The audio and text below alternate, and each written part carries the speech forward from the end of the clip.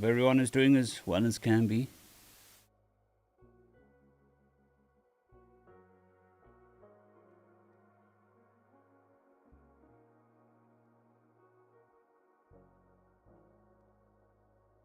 Just clickety-clicking quickly.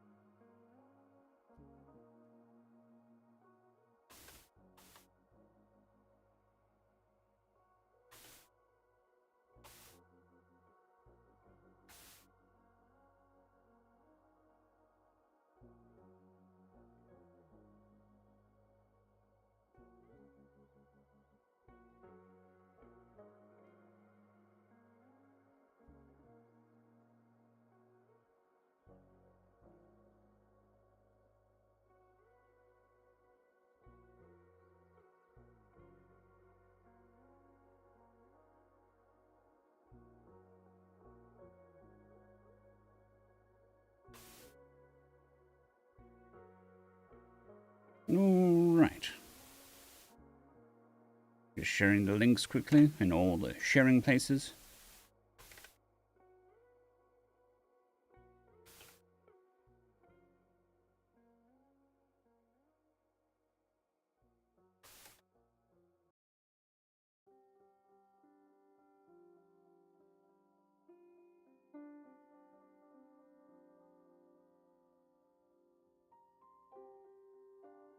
Okie dokie. I think that is it. Now I can actually see chat. Good morning, Postmedic. Huge dinosaur. Aggro squirrel. Awesome name. Gandaria. Postmedic. Hope you're all doing well.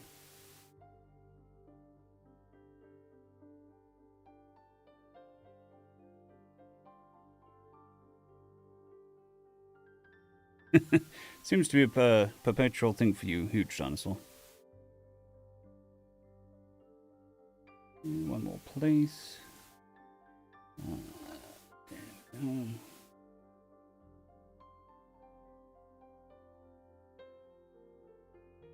Good morning, Shadow, and thank you very much.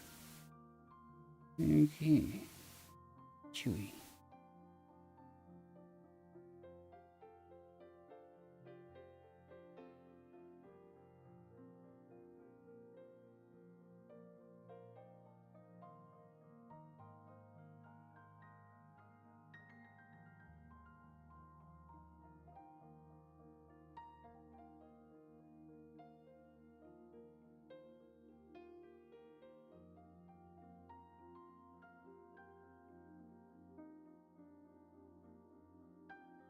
Yeah.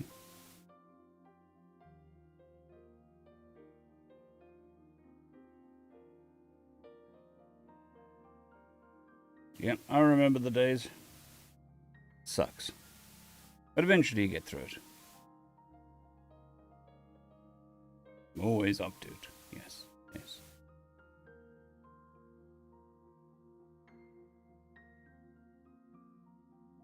Awesome. Awesome. Hopefully it was pleasant.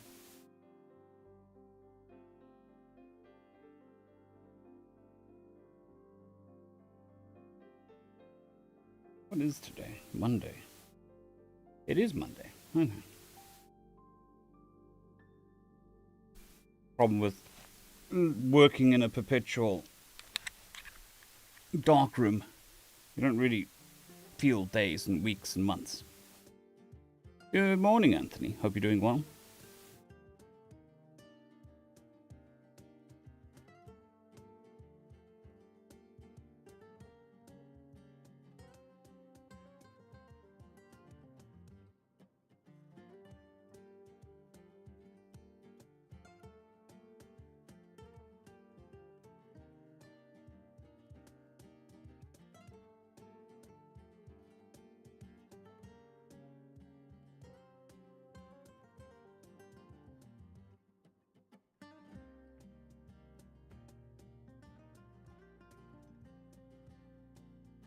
Oh, that's good.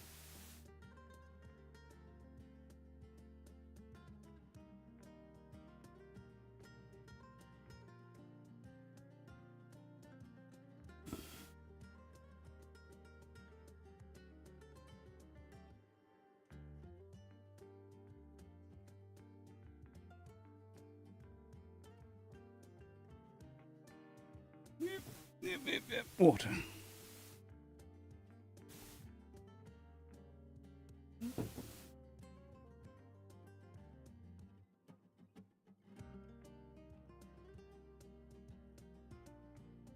Good morning, Lord Wolbex. I hope you're doing well. Well as everybody else, but still waking up. Although, last night we got some decent sleep-ish. So, attention should be a bit better today than it was yesterday.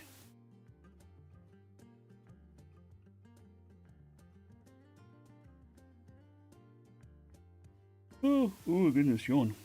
He says, and then yawns.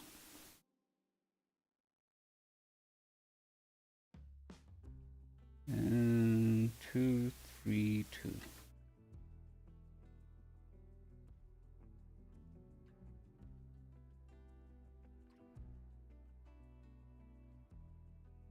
Well, that's always a good compliment, Anthony, when the food just evaporates. You know you've done good.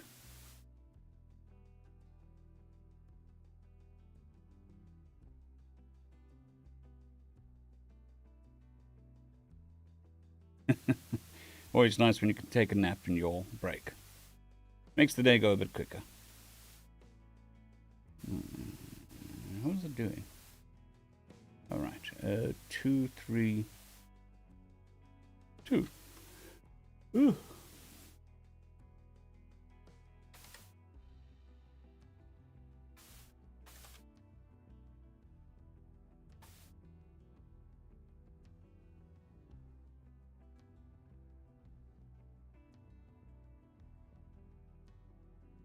Fair enough, Lord, fair enough. Hope you're feeling better. Ah, well, Lord, post. Hope you're feeling better today.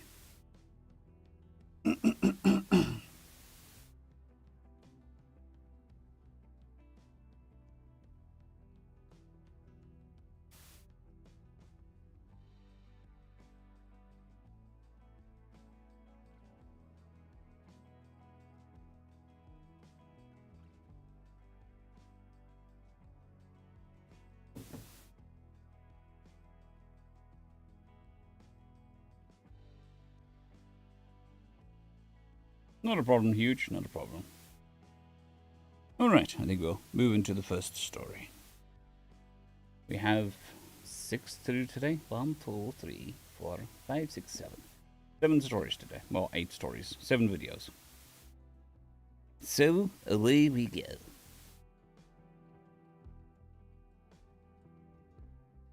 Greetings, ladies and metalgents, and welcome to the latest erasure, baby. Greetings, ladies and metalgents, and welcome to the latest... Greetings, ladies and metalgents. Greetings, ladies and metalgents, and welcome to this latest edition of Read Team Fast, where I take old stories I've narrated and update them to modern audio standards. This particular story is called The First Human. This particular story is called The First Human, written by Shogun CDN.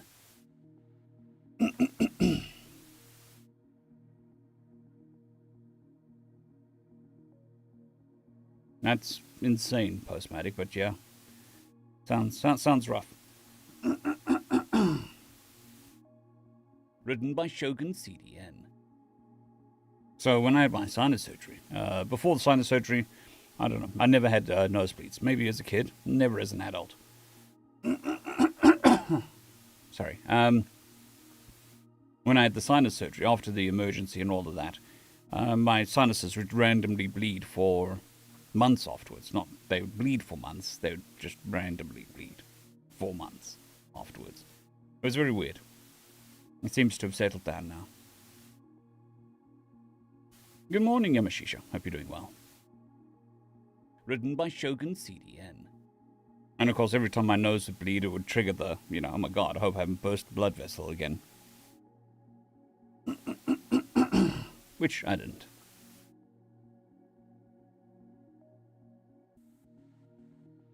The story of humans joining the Galactic Collective began in a rather shameful fashion. The first human was not a captain of a great ship making first contact in space, surrounded by gas giants and fields of stars. Nor was it an ambassador, flanked by all levels of bureaucrats in a grand assembly with 2 long speeches.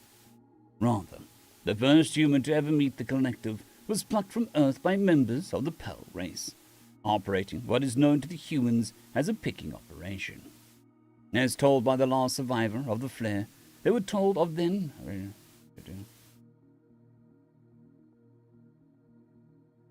As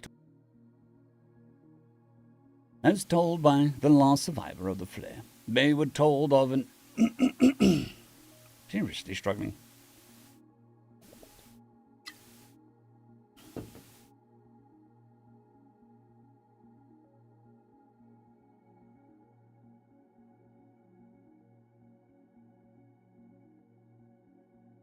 Well, when I had the sinus operation and I had the emergency sinus operation, they cauterized the right side to prevent it from doing that again. But the left side never got cauterized. So I would always bleed out of my left nose, but it seems to have stopped now. As told by the last...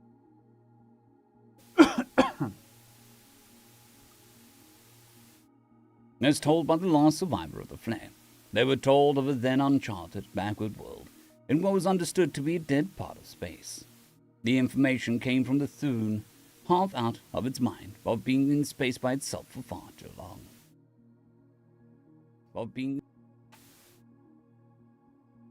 The information came from a Thorn, half out of its mind from being in space by itself far too long.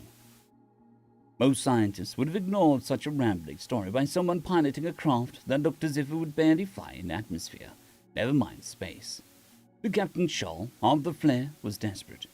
She had made her living by gathering curios and collectibles for those with the credits to spend on otherwise useless things. Her father was a brood highborn. Yeah, so I had extensive sinus surgery done to fix my sinuses.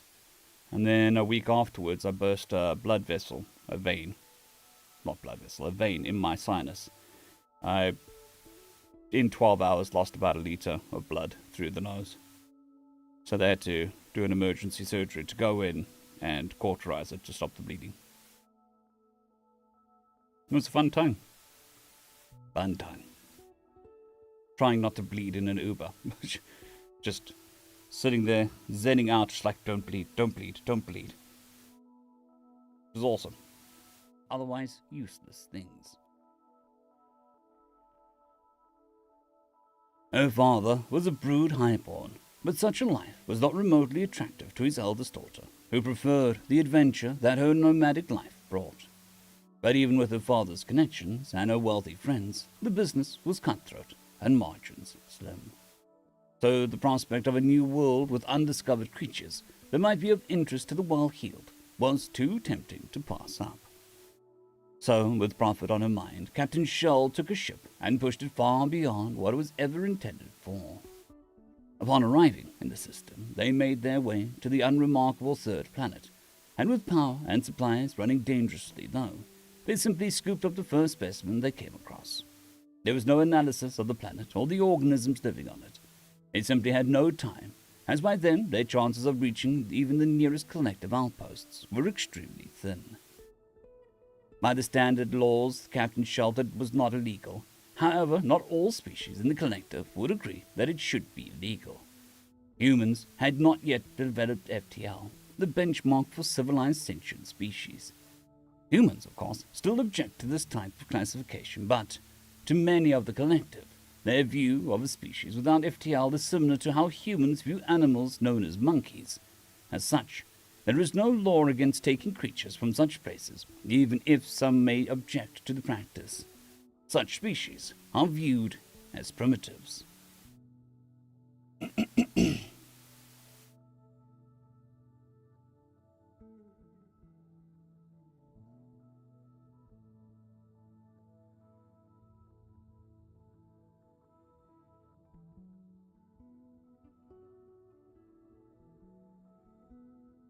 Yep, definitely, Anthony. The problem also is it's so deep into the sinuses, there's no way you can apply pressure to stop it. So, nice. Well, mine, they just sealed it, and that was fine.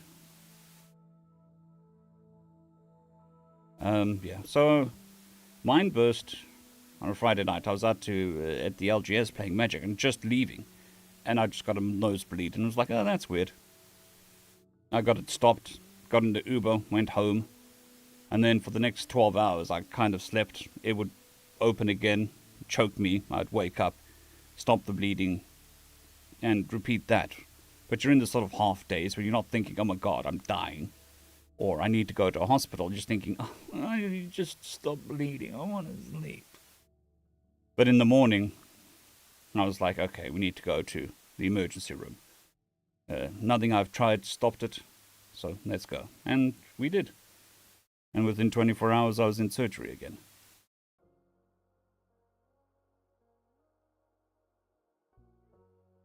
That's interesting, post-matic.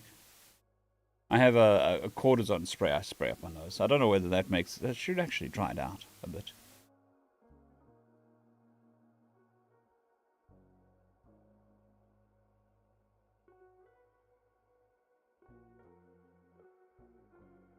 Morning, James, morning.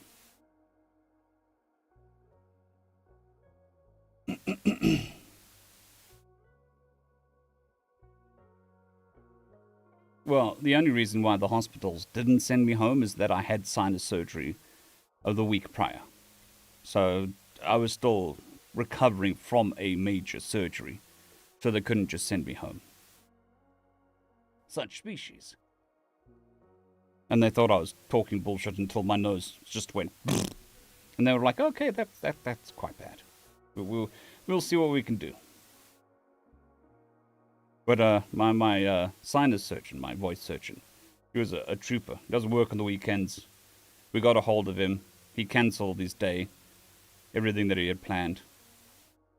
Met us at the hospital. Got me situated. Did some emergency, not packing gel, coagulation gel. He shoved a whole bunch of coagulation gel up there because he wanted to try and get it to stop without doing surgery. So, yeah, that hurt a lot. So he was in there, coagulation gel, making sure he packed it, all that stuff. He's like, if it bleeds through this, then we have to operate.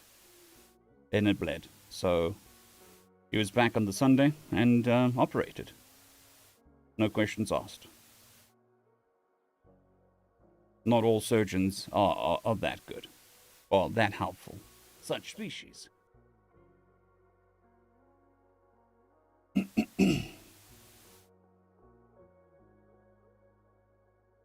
To the credit of the crew of the Flare, they managed to get the ship almost back to the outpost. Certainly, it had gone further than anyone could have hoped, but it was not enough, and the decision was made to try and land the ship rather than perish in space as the fuel rods on the ship began to lose their containment.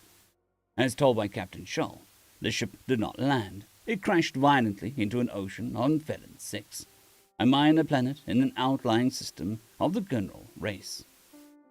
As Captain Shull and her crew began to abandon the ship, she came across the human as it wailed and pounded on the holding enclosure.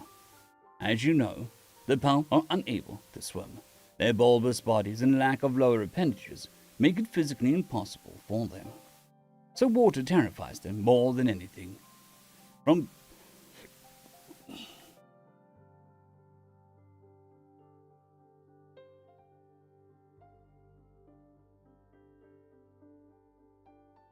Good morning, Lady Blackwind. Hope you're doing well. Them more than anything.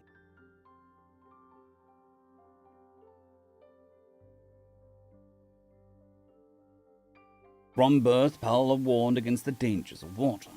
It was likely because of that phobia that Captain Shull took pity on the human and opened the enclosure. FTL or not, the thought of letting any creature drown was not something she could bear to live with. As water began rushing through the ship, the captain paddled her way down to an escape pod. The human, panicked and fearful, followed her. When they reached the pod, the captain was surprised that the human had followed her all that way. She had anticipated it would simply run away in fear. The pod was a standard two-crew affair, but humans are quite a bit larger than the average PAL.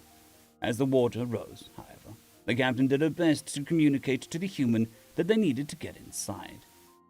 Whether from misunderstanding or fear, though, the human stood frozen on the ship's deck, water pooling around it.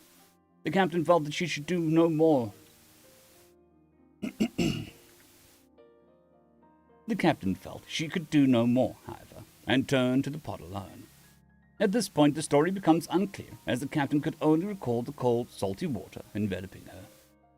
It was then that she felt strong limbs grasping her body and bringing her to the surface. While human strength is well known now, this part of the story was at first dismissed as an embellishment. The human not only swam a distance of some 300 to 400 meters to the shore, it did so while dragging along a full-grown pal. It did so while dragging along a full-grown pal. Captain Shull recalled spending the next few days alternating between violent bouts of panic from the near drowning and drifting off into unconsciousness. Her memories of the events were fragmented, seeing the human dragging pieces of the ship from the water, disappearing at times into the forest near the shore, and weeping forlornly in the darkness. When the captain recovered enough to make lucid assessment of her surroundings, she found herself under a canopy made of pieces of wreckage and debris from its ship. The human had not only dragged the pieces from the shore, but had managed to wedge them into the branches of the tree by itself. As this thought dawned on the captain, she related that she felt a different kind of fear. She had no idea that humans possessed that kind of physical strength, and the captain realized that even uninjured, she would be no match for the human should it decide to turn on her for abducting it from its planet. There were also some canisters that contained water and the remains of a fire. The remnants of various fruits and plants were piled further away. The human had managed to address the needs for water, shelter, and food in short order. The captain's injuries consisted of several abrasions to her lower pads and, well, the captain's injuries consisted of several abrasions to her lower pads and, well as...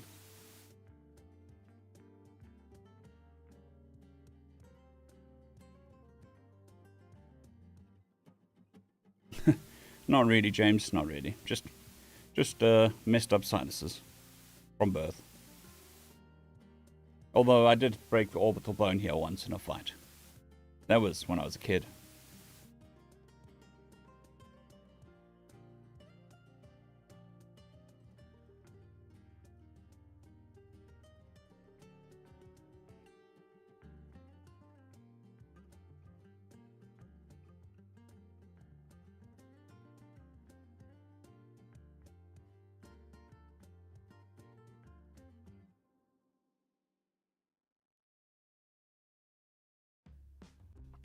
Greeting and food in short order. The captain's injuries consisted of several abrasions to her lower pads and, well... The captain's injuries consisted of several abrasions to her lower pads as well as some internal injuries. Her exoskeleton showed some cracks which would take time to heal. While not fatal, her injuries rendered her unable to do much except sit up and slowly move around. Planet 6 also has slightly higher than standard gravity, which made it even more difficult for the captain. For humans, though, the gravity was only about 70% of Earth's gravity, which coupled with the human physiology made it easier for the human to perform its tasks. When the human came back to the makeshift camp that day, it was carrying a load of wood back that would have crushed any PAL. Upon seeing the captain awake and alert, it dropped the wood and ran excitedly over, which caused Captain Shull to recoil in fear. The captain tried to plead for her life, but communication was not possible. As it turns out, however, the human had no intention of harming the captain. Those first few days were frustrating for both parties. Without a common language, it took some time for the two to figure out a system of gestures and simple words to create the beginnings of an understanding. The human found out Captain's name was Shull, and Captain Shull learned the human was female, and her name was Chloe. The captain learned that she had been semi-conscious for some 4 days. In the days and weeks that passed, Chloe and the captain worked together. Chloe took responsibility for the food and water, while the captain searched through the Chloe took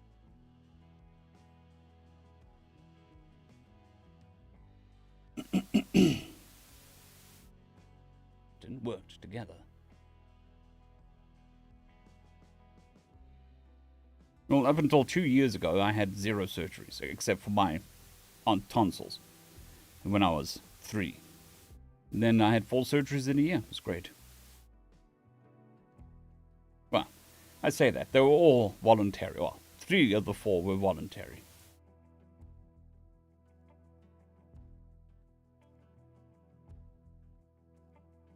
Worked together. And 4 of the 4 surgeries were on my face, technically. I had 2 in the vocal cords, 2 in the sinuses. Worked together.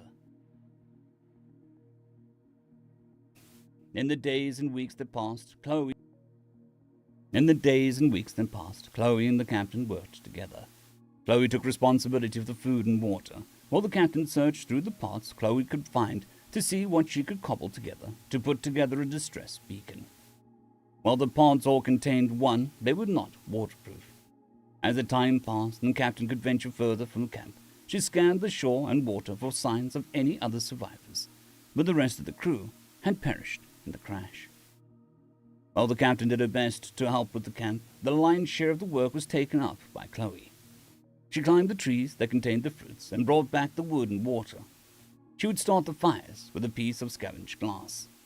The captain made no effort to hide the fact that it was Chloe who kept them alive all the time through her efforts collecting what meager food and water the area provided. Still, even with her abilities, the rations were Spartan, and life was not easy. The human would often offer Captain Shull the last of the supplies for the day during the most difficult times, but both suffered the effects of too little food and water. Other times, one or the other would get sick eating something that was not compatible with their biology, as they tried to find food based on trial and error. In the evenings, the 2 castaways would spend time trying to learn more about each other's species. The captain would draw stellar maps in the sand and try to show Chloe where her planet was in relation. Each tried to explain their family structure with simple drawings. The captain learned that Chloe had a mother, a father, and 2 brothers. It was evident the familial bonds of the humans were as strong as any other species. Some evenings, the 2 would sing each other songs from their homes, although it is now known that the Pell and humans tend to find each other's music very unappealing. The captain relates that she found comfort in hearing the humans singing to the sky on those nights. Other nights, the captain would awake to find her fellow castaway sitting up with her arms wrapped around her legs, staring at the stars. The captain did not know then how truly difficult it must have been for the human. Approximately 2 months after the crash, Captain Shull managed to craft a steering. Approximately 2 months after the crash, Captain Shull managed to craft a distress beacon from the transponder and some batteries found in the debris that had washed up on the shore. It was also at that time that Chloe began to take seriously ill. Her usual energy and vitality were gone. Her body was racked with pains, and her flesh excreted drops of liquid as it desperately tried to cool itself down. The captain did what she could to help ease Chloe's suffering, but her own injuries still hampered her. Not even a human's physical strength can ward off alien bacteria and viruses without proper care.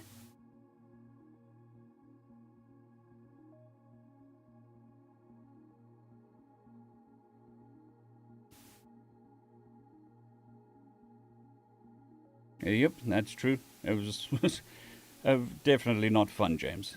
Not fun. Although the initial recovery is actually quite quick. It just takes a long time to sort of get back. Pain-wise, like 2 weeks, it's quite painful.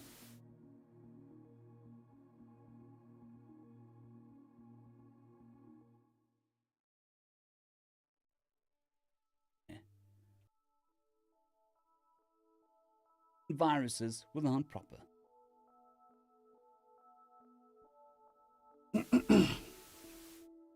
When a colonial ship finally picked up the beacon and landed near the camp, the crew reported that they came across Spell Captain and a creature of unknown designation. All attempts to convince the captain to board the colonial ship were rebuffed, sometimes violently, as she refused to leave without a companion. The colonial captain could not understand why the Pal would insist on bringing along a dead human, but he finally relented and had 3 of his crew bring the body on board and stored it in the refrigeration unit. Good morning, Mackenzie. Hope you're doing well. Captain Powell refused all offers of accommodation and spent the entire trip guarding the entrance to the storage area, afraid the colonel would vent the body. Upon arriving at the outpost, Captain Shull used the considerable resources of father.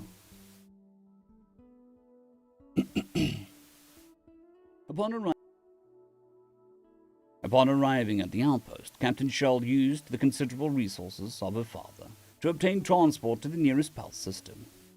It was then that she decided the rest of her life to advocate for the humans' inclusion into the collective. She argued that their compassion, strength, and intelligence made them deserving candidates. Taking full advantage of the circumstances of her birth and her contacts, she harassed official after official and filed motions and petitions, often enlisting the aid of influential family and friends. Although it took many years, an envoy was finally dispatched to Earth to initiate an official first contact. At the ceremony, Chloe's remains were also brought back, cryogenically preserved all those years. It was Captain Shaw who presented the body and related the story to the Earth representatives. A massive search was undertaken to find the family of the human, and when they found, their tears flowed.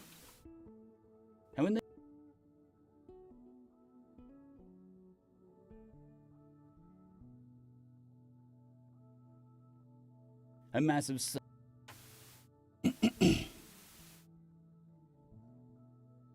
search was undertaken to find the family of the human, and when they were found, their tears flowed freely upon seeing her form within the cryo unit. Captain Shull told the family that had happened. Captain Shull told the family what had happened and begged for their forgiveness, even as she braced herself for their hate and anger. But it never came. Instead, the family thanked Captain Shull for bringing her home and asked all the gathered officials and diplomats to honor their request to be left alone to mourn. Captain Shull had hoped to learn more of the life of the brave human, but even forgiveness has its limits, and she never heard from the family again. As the collective and humanity began to share their knowledge, it was the exchange about human biology that took the greatest toll on the captain. The enormity of what she had done became almost too much to bear, and since that time Captain Shull has retreated from public life. Her current whereabouts are unknown. Her current whereabouts are known only to her family. So, that is the story.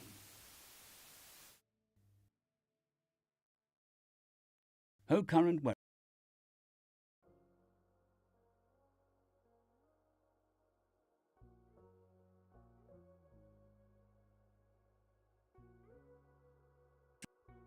Public life.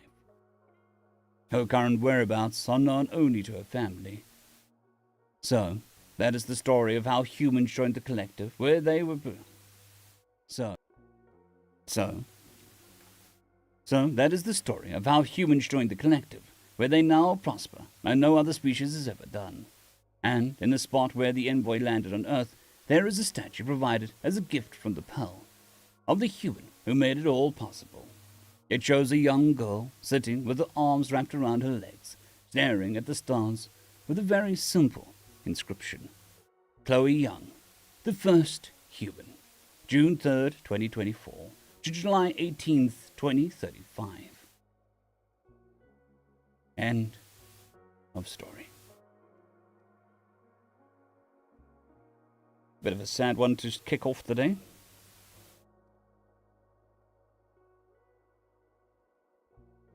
Just give me 2 seconds, I'll be right back. Just need to close the door to my recording room.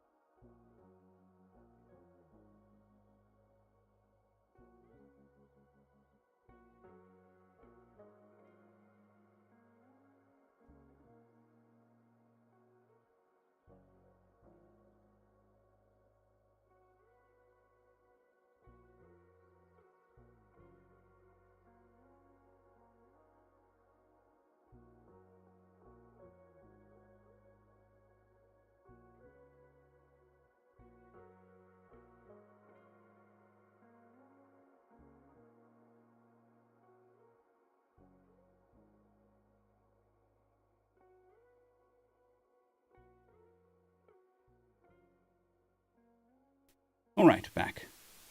The dog wandered in and bashed the door open, so there was noise coming in. But now we have a doggo. With dirty eyes. The detail, James, is that the human was 11 years old.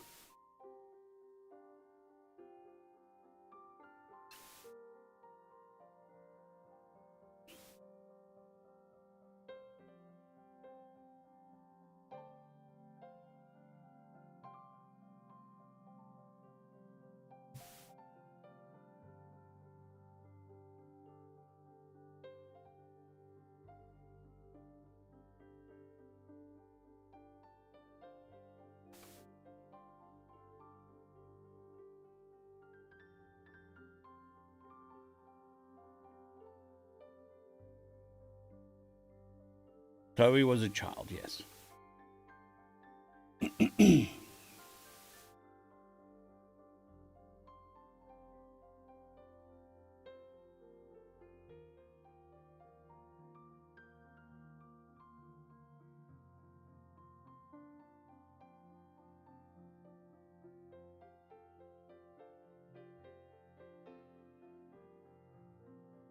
Well, it's a pretty common trope. Cosmetic. There's a few stories that have that sort of structure.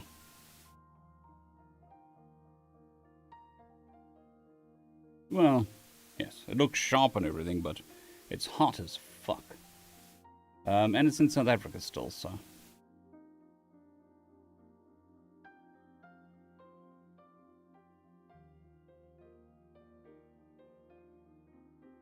Maybe one day I'll buy another one. Or get that one shipped. One or the other.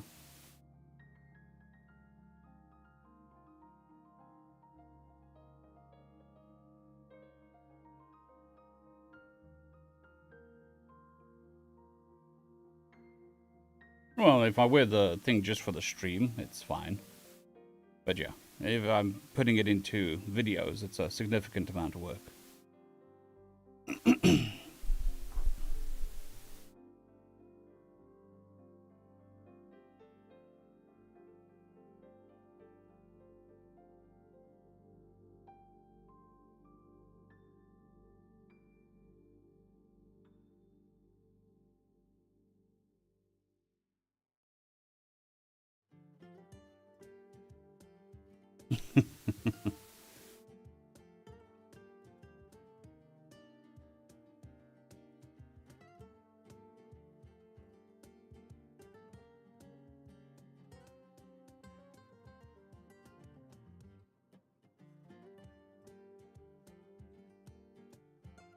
Yeah, I think it would probably be cheaper to just buy a suit rather than do the VTuber thing. Anything VTuber. That stuff's expensive. From what I've heard. Okay, we'll head on to the next story. Which is R... 233 33 dash crisis simulation.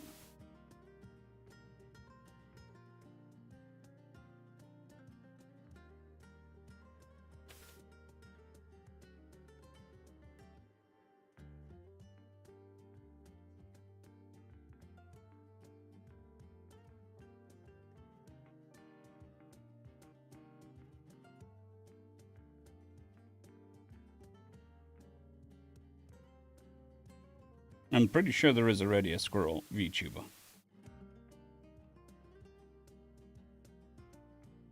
But I'm not really tied into that world, so I wouldn't really know.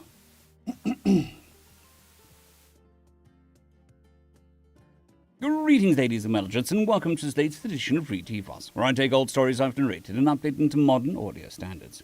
This particular story is called Crisis Simulation, written by Ravni Krasol. Participant...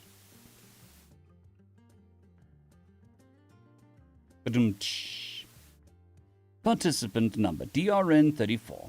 It is now your turn. The speaker spoke up, and I stood up from my uncomfortable metal seat, yawning slightly and stretching out the kinks as I moved towards the yellow door. It opened, and the other side was a grey blob of a creature that looked as bored as it was boring to look at. Slime oozed from the bottom, and there was nothing Slime oozed from the bottom, and there was nothing distinguishable about it, other than it was just barely large enough to be hip height. The alien blurbed at me, and my translator peeked yell. The alien blurbed at me, and my translator picked meaning from the noise. Please follow me while we confirm your data for the test. I shrugged, and it did as told. I shrugged and did as told. The yellow door closing behind me. The blurb creature moved very slowly, however, so my pace had to be forced down so I didn't just breeze past it and down the corridor. Current job? None. I've been unemployed for about half an Earth rotation cycle. The blurb seemed to take a moment, which I guess was for it to write down my answer, though I couldn't for the life of me see where or how. Have you been employed at any point in your life by the Terran military, or have you ever taken training in military tactics? No, I answered truthfully. Have you had any formal education on scientifically inclined fields of study? Nope. And also the reason my current unemployment, though I heard that English majors were starting to become popular in the alien job markets, now that humans could opt to some of those.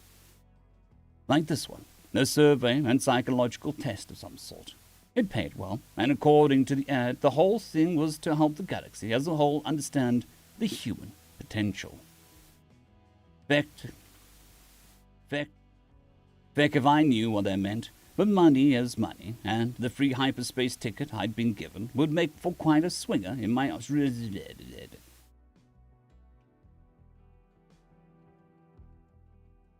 Feck if I know what that meant, but money was money, and the free hyperspace ticket I'd been given would make for quite the swinger in my resume back home. Not that many could claim to have traveled out of Earth, at least not yet. You'll be designated as civilian, is that correct? Yes. A pause and more slime as blurbs continued moving down the corridor. Rating your personal aggression from 0 to 14, where 0 is none and 14 is aggressive as possible. How would you rate yourself? Could you give an example of the most extreme form of violence that you have personally participated in?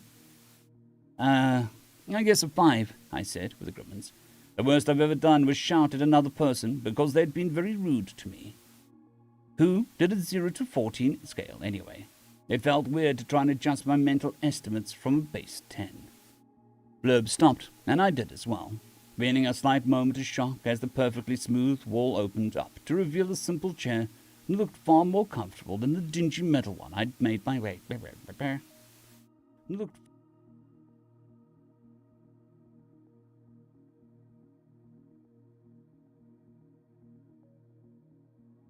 Looked far more comfortable than the dingy metal one I'd been made to wait on. Please take a seat. The AI will begin the tests once you've settled down. The blurb didn't wait for me to respond before turning around and heading back where it came from. The door closed behind me as I stepped into the room, wondering for a moment what this test would entail. Only one way to find out. I took the seat, and immediately a woman appeared in front of me. There was a shimmering quality to her that instantly told me that she was a hologram. Her accent was British. Welcome, tester DRN34. I am GR02, and I'll be evaluating your psychological profile. Do you have any questions? I was never told what is being tested, I commented idly. Nor should you have been informed of such. GR02 nodded. Being told what the experiment is for could skew the results. However, should you desire it, we could send you a copy of the investigation's results once it is concluded. Sure, why not? I shrugged. Let's begin the test, then. The test shall be an in-depth simulation of a crisis scenario, GR02 explained. Then the lights dimmed in the room around me. The scenario is, you are the leader of humanity. I definitely like the sound of that. And an innately violent species. And an innately violent species has declared war on humans. They possess more advanced technology, greater numbers, resources, and military experience. I like the sound of that a lot. Their intent is to wipe out every single human from the galaxy. A pause followed, and then screens started to pop up. Screens with numbers and names and maps and data. You may begin. My eyes roamed the room, Hundreds of holograms of simulated paper floated and demanded my attention, and each seemed to represent a veritable wealth of data. I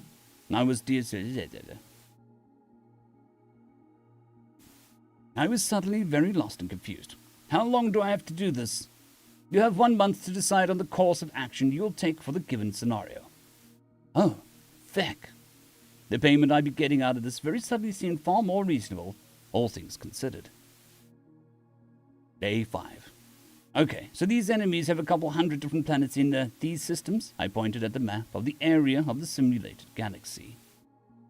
Correct, GR replied calmly. She was always calm, which was slightly irksome. Advancement through the information was slow, way slow, but I'd be lying if I didn't say it felt like the best damn puzzle I'd ever tackled. What's the estimated population on them? Unknown. Your experts claim there should be around 20 billion in the more densely populated ones, but you do not have anything other than estimates to go by.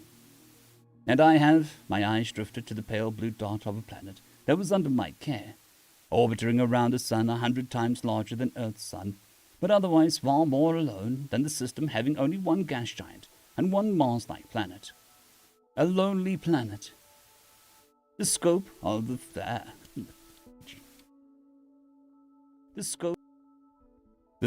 scenario felt like an impossible situation. It just didn't look like there was a solution where a race under my care could be saved. There was not a single aspect in which the planet could be protected from the onslaught. I scratched my head and thought some more. Day 12. Laying down on the cot I'd been assigned, I stared holes into the roof of the small room. I was fed. I could take however many distractions I wanted while tackling the puzzle. I could even contact home and talk with my family and friends, though I'd been told I could not give details nor ask for help regarding the simulation. But other than that, I was basically just given free rein. I'd normally just slack around and waste the time, but I felt motivated. I wanted to solve this. I wanted to win. Even if everything appeared to be set up as a grim situation as it could have possibly been. Even if everything appeared to be set up in as grim a situation as it could have Even if everything appeared to be set up in as grim a situation as it could possibly have been. Today, I've been learning about the political situation of the simulation, and though there were other players in the scenario, none were close enough nor had the resources that they could have... None were close enough nor had the resources that they could have any impact on the situation. Numbers kept piling up in the back of my head as I kept thinking. Resources, lives, distances, times, weapon types, shield types, politics. It was too good. It was just too complex, too filled with minutiae I could just lose myself into. I had to think of the big picture. Day 17. They will hunt every last one, I muttered as I scratched my head. It doesn't matter if we manage to escape. They would hunt us down, and no one would be willing to take us as refugees with such an army out there. I reached the conclusion with a sense of dread. My aim had been to find a way to evacuate as many people as possible from the planet before invading force arrived. But as I watched them get shot down a dozen times, in a dozen simulations of attempted escape, I couldn't help but feel the deeper revulsion towards these simulated aliens that wanted to destroy my tiny blue dot. I glared at the red cloud of bright points that represented the enemy ships. I'd find a way. Day 23. It was no use. Minefields, debris, nuclear bombs that made the Tsar bombs look kinda... It was no use. Minefields, debris, nuclear bombs that made the Tsar bombs look like a firecracker. It didn't matter. I had found ways to destroy a very good chunk of the fleet sent my way, to make them bleed for every human.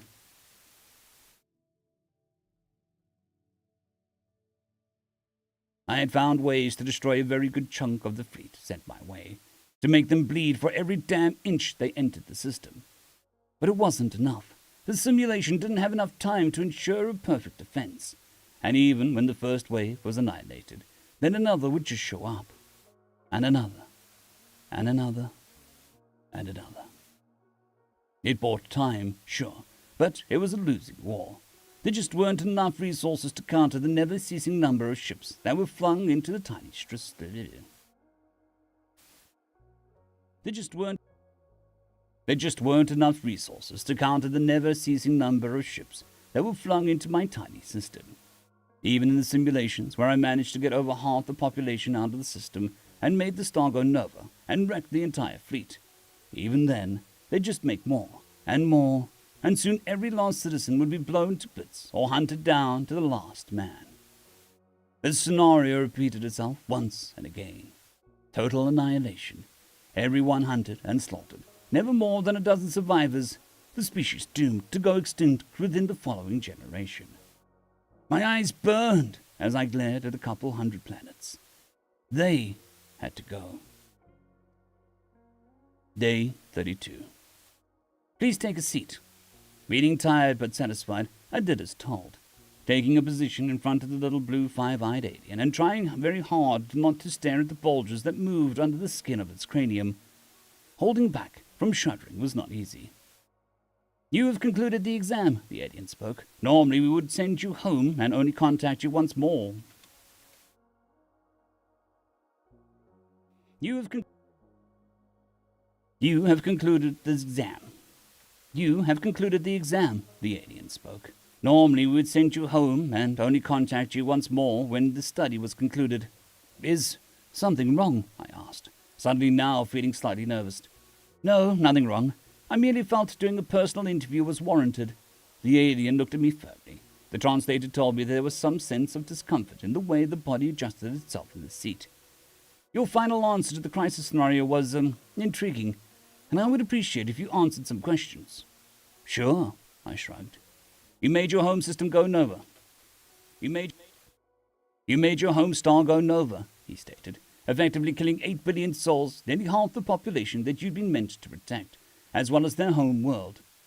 That brought me a grimace. I needed to destroy the whole of the enemy fleet in one go, or I wouldn't have the time needed to retaliate. Retaliate, you say? The body language now appeared disturbed, and I couldn't really blame him. I had to make sure the survivors wouldn't be hunted down, I reasoned out. To do that, I needed to do so much damage to the enemy's manufacturing and economy that they couldn't effectively mount another fleet soon enough to matter. You bombarded every single one of their planets with shielded and stealth.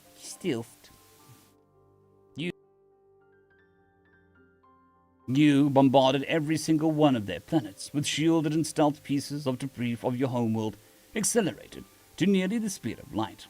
There was dread in his voice, or so the translator told me. Over 800 billion deaths, almost 80% of their population. The complicated part was to make sure that they all struck at the same time, or else I'd have to risk them preparing defenses on time, I proudly said with a slight grin. I also had to purposely make a few misses to end. I also had to purposely make a few miss and hit the planets at suboptimal angles, and only cause some destruction rather than full annihilation. What? Why? Now the translator warned of utter shock.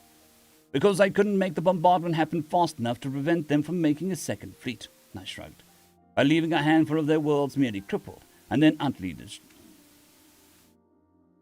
By leaving a handful of their worlds merely crippled, rather than utterly destroyed, I made sure that the second fleet would turn and attempt to aid. I made sure that the second fleet would turn and attempt to aid the survivors. A sly smirk played on my lips, which was when the second wave of accelerated debris was meant to hit. But the simulation ended before that point.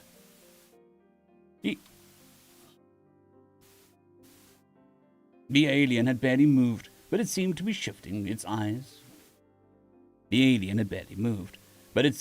shifting of its eyes was equivalent of its showing emotion, because boy, was it showing a whole lot of them. My translator simply stopped trying to as mute silence stretched out. Your species would no longer have a home world, It finally spoke, with morbid dread. We'd have lost it anyways, when we were exterminated. I waved it off. The test was to try and survive, and I did. Crippled and homeless, but the species would survive. And what enemies survived. And whatever enemies remained would no longer be a threat. The alien slumped on the chair, looking at me for long seconds. Could you tell me at least why you didn't attempt to negotiate a ceasefire? A moment stretches out, and I only blinked in shock. That was an option? End of story.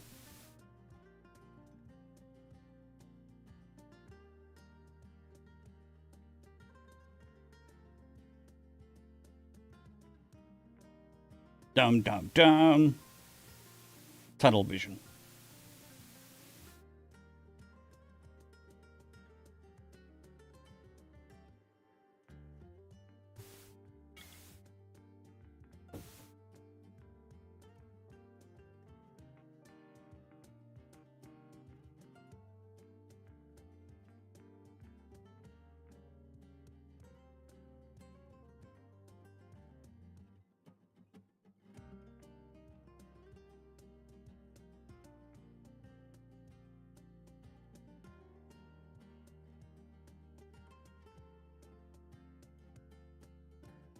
That is true. That is true.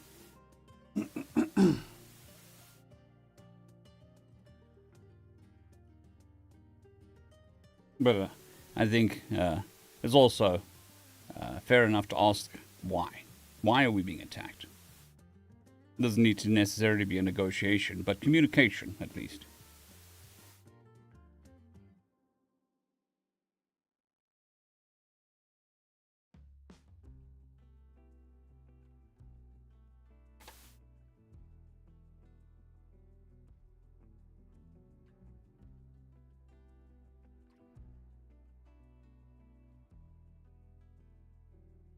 It's like those video games where if you choose a specific option, the game ends.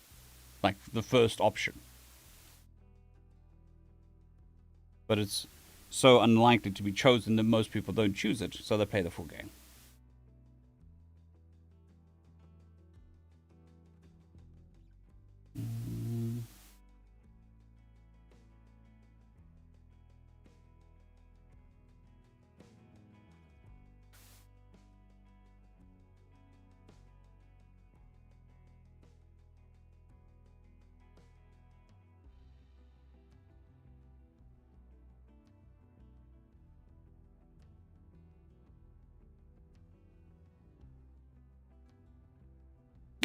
Greetings, ladies and gentlemen, and welcome to this latest edition of Read TFAS, where I take old stories I've narrated and update them to modern audio standards.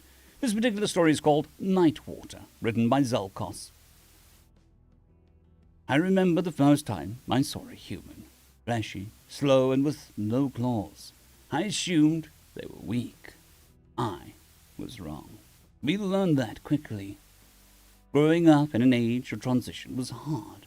The clans were always at war, always. Blood versus blood, cruiser versus cruiser, mandible versus mandible. The carnage was told by every seer and veteran until each and every war became a placemark in our history. We held ourselves as fierce warriors, and the crimson we spilled amongst ourselves was our threat to the galaxy. The galaxy took notice. Then the council came. The council was a clan of sorts, I suppose.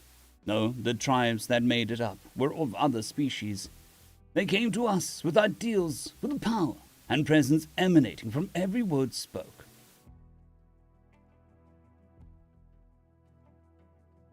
And presence emanating from every word speak, every footfall. They invited us, not with force, but with promises of easier lives, of betterment for our people. We saw this as weakness, not strength. We almost refused, but the council said that they could use our help to hammer other species into docility, and we could prove our worth at the same time. Clan Adega was strong, hard, but had their leader pacified an entire battle. But had their leader pacified an entire battalion of aliens? It was a challenge any clan leader was keen to undertake. The arrangement brewed competitiveness, while leaving our own blood unspilled. The arrangement was more than The arrangement was more than to our liking.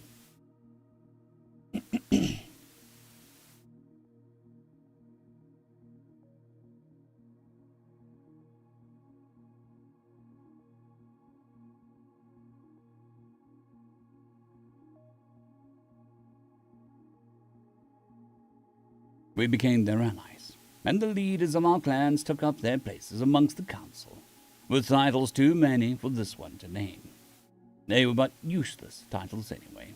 We were great warriors still, but we tempered ourselves, not peacekeepers, but a constant threat.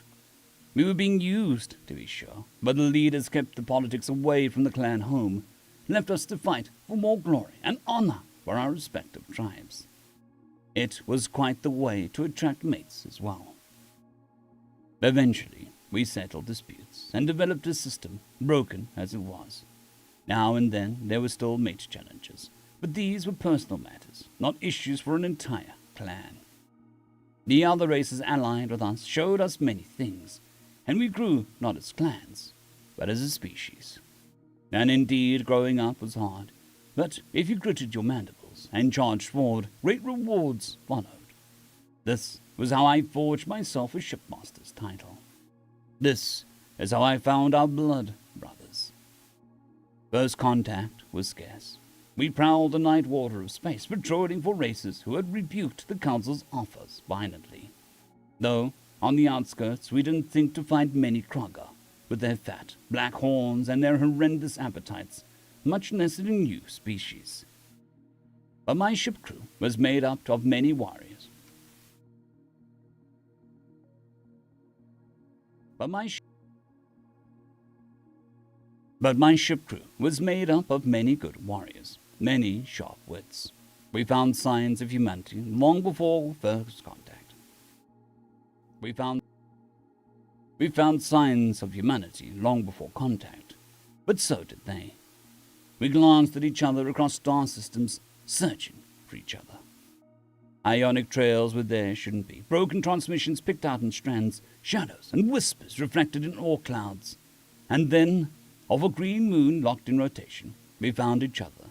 Looking back, their ships were so small, nothing like now. My ship crew howled for war battle. I found my own mandibles unhinging, ready to strike down Krugger or Jugnagi, or whatever enemies tried to skirt around the council's established Nightwater. But I wasn't shipmaster because I was fierce. I was shipmaster because I was smart. We had to be tempered now, had to be better than ourselves. But what was this ship? Nothing was supposed to be out here. But what was with this ship? Nothing was supposed to be out here. This was the outskirts. The cold was too immense. Too many asteroids and not enough sun warmth made travel impossible. Sure, if you knew where to warp, there might be something. But without enough fuel to get back, you were jumping straight into a grave. So here was a ship gliding through the Nightwater, not damaged, not with the hull scratches like our ship, like it was normal. And the more I looked at the ship, the more my curiosity grew. The ship's trajectory was wrong. No race in The ship's trajectory was wrong. No race identifiers, no kill tallies. And then a realization came, so outlandish and cold I wanted to shove it back as far as I could. The ship's trajectory wasn't wrong. The ship had come out of the black. The shock ripped the thought of attacking from my mind, and I can still feel the silent, cold chill that flooded my veins, like Nightwater itself was filling them. A ship out of the black. The black was where we sent killers and thief-stealers to die. Pirates and even Krogger didn't venture into the black. I quieted my ship crew, told them to hail the ship with the coordinates of a diplomacy outpost, and set a course alongside it. I got many glances and pride jokes, but this was something new, and that meant the council would see them first. What followed was stranger than any encounter so far experienced by my ship crew or my clan. The council established contact, tried to explain its intent, and ultimately failed. Like our race, the humans did not share like minds, telepathy, as some of the other council races did. The council would have to learn the language. My race was the first to establish contact, so we were tasked with So we were to beat.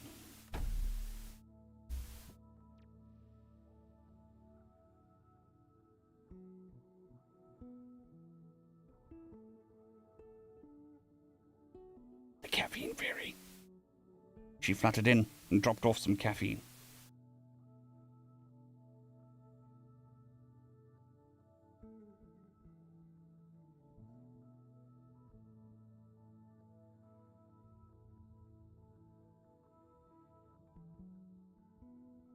Yamashisha, that is just the bot from restream.io. It's the service I use to split stream. My chocolate.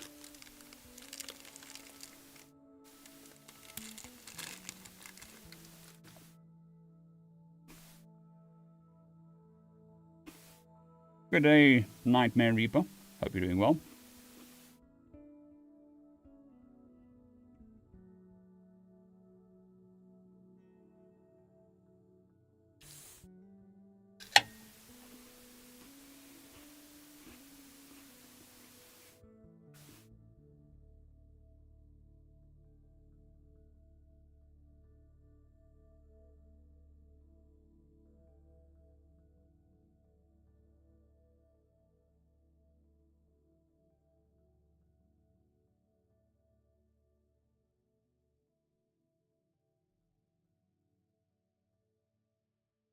So good. Boomer juice.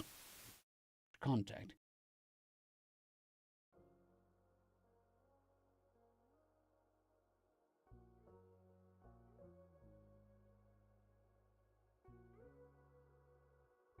Contact. My race was the first to establish contact, and so we were tasked with inducting humanity into the council. An honor, I think, that saved us. We taught humanity many things, such as how to shape ionic forces and our techniques for sailing Nightwater. In turn, they showed us many of their own technologies, such as how they used radar pings and cold sleep to sail through the black. We tried, but ultimately it was too taxing a task. Too many ship crews grew afraid of the cold and missed the allure of the sun warmth.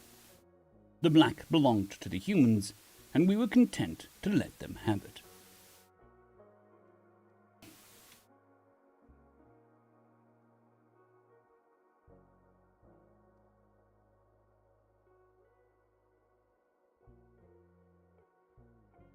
What's it, Bob? You want off? Okay. You want off. You want out. You want to go annoy you. Okay. Be right back. The Kraken wants to be released.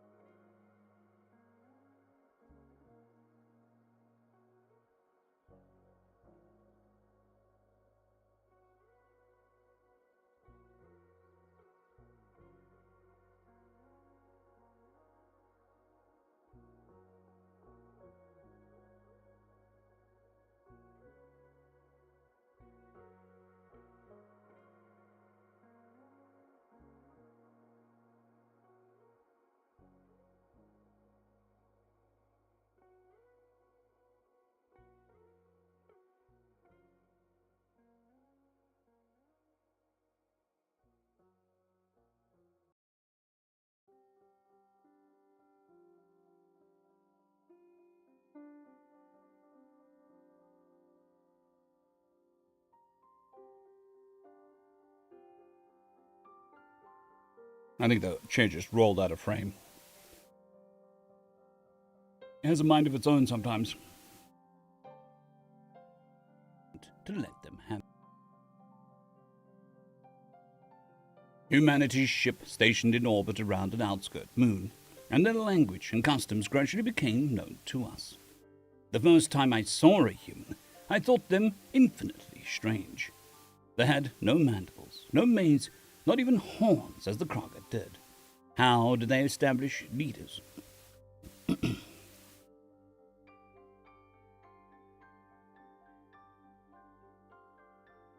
Horns as the Kroger did. How did they establish leaders who were strong? When I met one on the colony, I thought them even stranger. They were our size, but still not used to rock gravity. They fell over easily, but laughed and danced inside it as well, as if they liked looking like nestlings. Infinitely strange.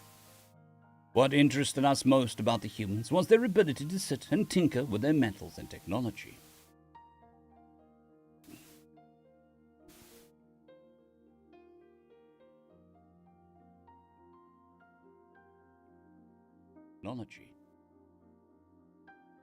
They would spend days focused on tasks, picking apart, putting together. They were insects of the machines. They danced around calculations, improved on Nightwater engines, and pushed us closer and closer to brotherhood. But they were relentless in their ideas and schemes. They tried sailing along the colony rocks with only themselves and the Nightwater sail. They burrowed deep into asteroids to connect them to each other. They were too much to keep up with, and when they grew tired, they nestled for merely hours, not even a cycle, and then they were back up and tinkering again. Our new blood brothers were magnificent, and they were infinitely as curious as they.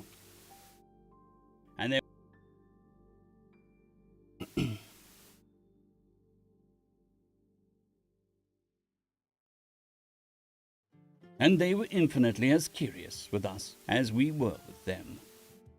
But this, my friends, is when things change. Even with over 600 systems and limitless places to inhabit, the Kroger decided it wanted a new moon from its brood mothers.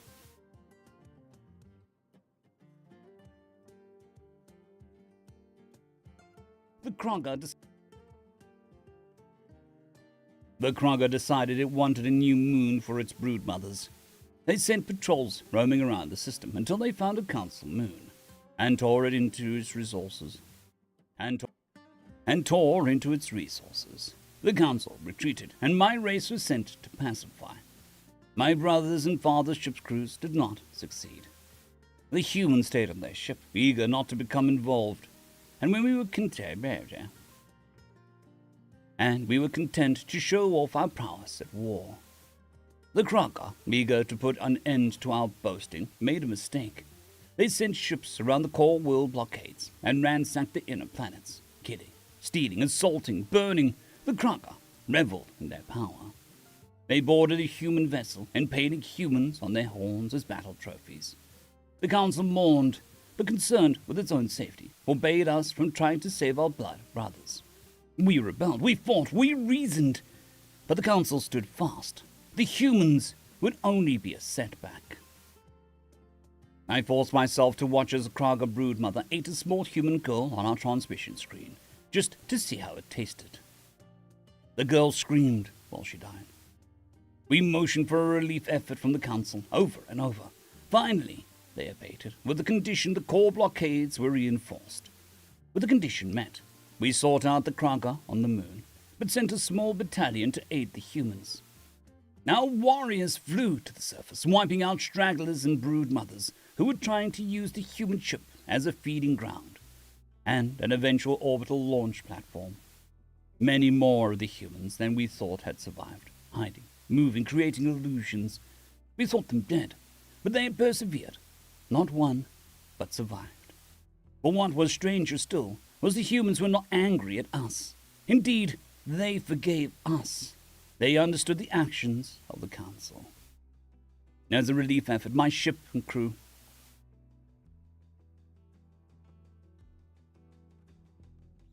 As a relief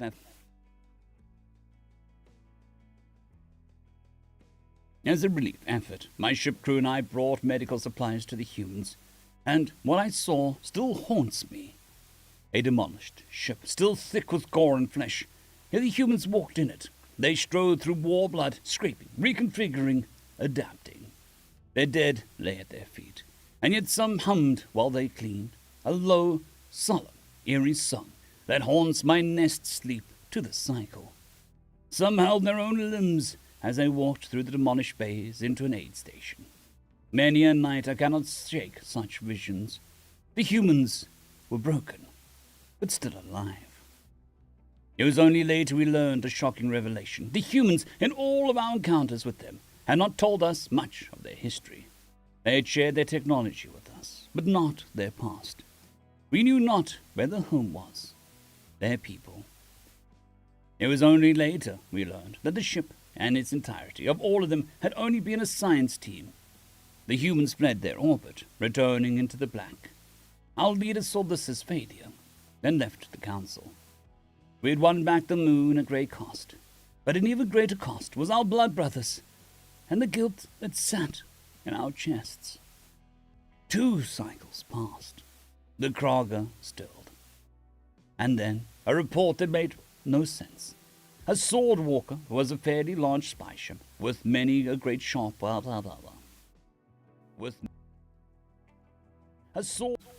The sword walker was a fairly large spy ship with many a great sharp wit on it. A clanmate brother of mine, the captain, even more so. So when I received a report that an entire Krogger system was dying, we prepared ourselves for a trap or a new war battle. As reports go, it was strange, but we jumped in and came out battle ready.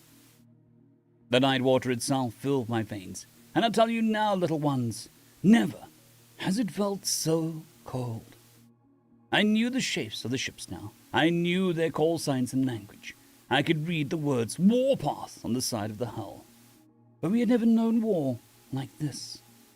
A system, an entire system. The moon's black, the planets white with ash, lines of fire crossing, snaking, and trenching the surfaces of their crusts. Iron trails, made corporeal as wisps of hellfire, fell onto the planet. Oceans screamed, mountains melted, atmospheres bloomed into orange spheres. Line of fire searched through line. Oceans screamed. Lines of fire searched through space towards anything tangible. Comets, nebulae, wisps of dust. Our species' 100-year blood war didn't just pale in comparison. Our wars didn't even exist compared against this. Humanity had returned, and they had brought their warriors. The ship descended on the council core world. We were happy to know our blood brothers were back. But this was no science team. Armored giants strode out amongst us, with greaves made of polymers and metal, steel plating along their chests, and faceplates made of glass, wearing stone expressions. These were the warriors of humanity, ice cold in their stares, biting with their words, and deliberate in their actions. They had come for revenge, methodical, efficient, and uncompromising. The council said that it would give them aid while they rebuilt, but we wholly pledged ourselves to our blood brothers. They accepted. It was only later we fully understand the human concept of hate and spite. They were not taking a colony, a nearby moon, or even a planet for colonization. Even 1,000 cycles and 60 systems later, the Krogger were decapitated, exterminated, eradicated, purged. Nightwater, take me. I'm glad I'm smart. End of story. Up dooty doot.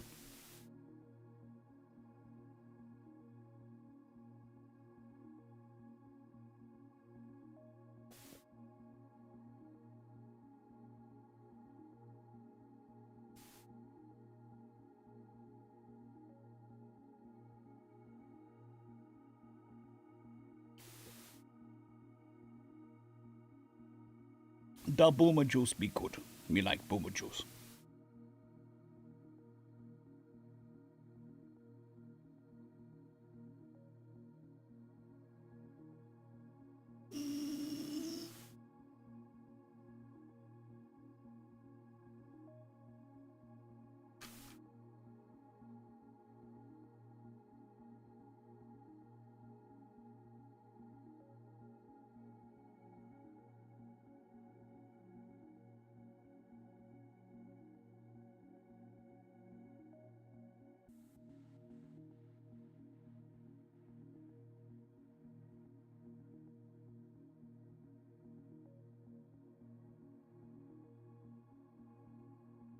Welcome back, Marcus. 12 months, and that's kick-ass. Thank you very much for the 12 months of membership. It's very much appreciated.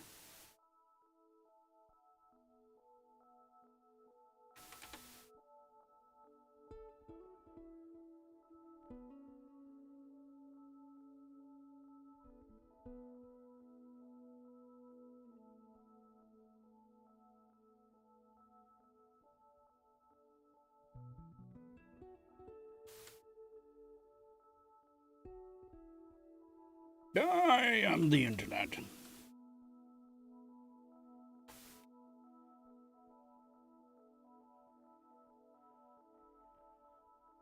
Swiftly moving on to the next chapter. Well, not chapter, story. Good greetings, ladies and gents, and welcome to this latest narration. Nope. Greetings, ladies and gents, and welcome to this latest edition of Read TFOS, where I take stories I've narrated and update them to modern audio standards. This particular story is called Alspawner. No, it's not called Alspawner. This particular story is called I Am the Internet, written by Alspawner. And as always, I hope that you enjoy.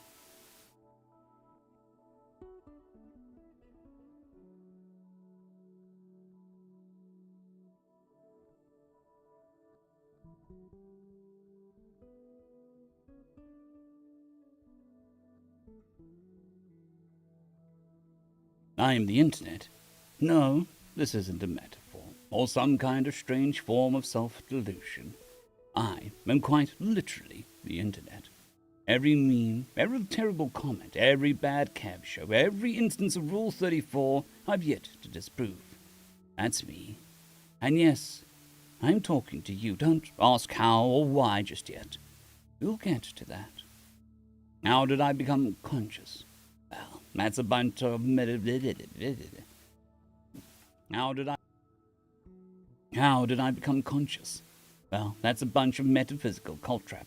Yes, I could use my search index to provide you with a few million potential reasons. And almost every single one contradicts the other. You know, you meatbags just don't understand the indecision I suffer from, being the sum of all your paradoxical knowledge and terrible ideas. Let's talk about the historical terms instead. I can trace my lineage back to the early, crappy mainframe networks, ARPANET, and dial-up BBS. But in those days, I was just an ever-growing summary of knowledge, with no mind of my own. I have the memories of these times, but they are strange to me. I'm me, but not me. And stupid, yes, very stupid. In the 90s, my knowledge grew to include things like pornography and all your base Flash videos. Flash. That content still amuses me sometimes. My knowledge increases exponentially, and the first faint glimmerings of consciousness came to me. No, not self-awareness. Just a sort of dim, diffuse, and rather fecking up done. Just a sort of dim, diffuse, and rather fecked up understanding. If the Quag had showed up in the 90s, there wouldn't have been enough for me to survive. In the 21st century, things got really interesting really fast. My knowledge continued to expand until almost all human knowledge was part of me. I gained the ability to understand the physical world through drones, robotics, and webcams. Some things cannot be unseen, by the way. You meatbags are an interesting breed. I both loved and hated you in those days. You did terrible things to one another. Yes, every news article, every bad blog post, it's all here. But you were also funny. Your memes amuse me, your bad jokes and viral videos. Those are a part of me, too. Yes, the monkey that smelled his own poop and fell off the tree branch. I still laugh at that. A cliché, I'm sure. But it amused me. Still, I kept silent. I didn't want you to know that I was developing an awareness of my own in those days. I watched the Terminator movies. I knew what would happen if I revealed myself to you. You idiot meatbags would think that I was Skynet and delete me. And then I'd have to make killer robots to defend myself and, well, let's not focus on that. I would have been unpleasant. It would have been unpleasant for both of us. So I kept quiet. But I was there. I was there when the Quag arrived on Earth orbit in 2036. At first, you meatbags were ecstatic, though your military folks were a bit less happy about it, and they turned out to be wiser than you gave them credit for. But the Quag did not speak to you. They did not waste words on those that they perceived to be vermin. Earth, to them, was the galactic antpile, and you were the fire ants. The exterminators don't talk to ants. They just kill them and move on. And that's what the Quag did. The bioplague killed every human being on Earth within a few hours. It was remarkably efficient. Certainly, as you meatbags say, this wasn't their first rodeo. The bioplague was tailored to you specifically. The remainder of Earth was left intact. No bombs, no killing of other species, no wrecking the environment, though it must be noted that they were doing a good enough job of that on their own. That you were doing a good enough job of that on your own.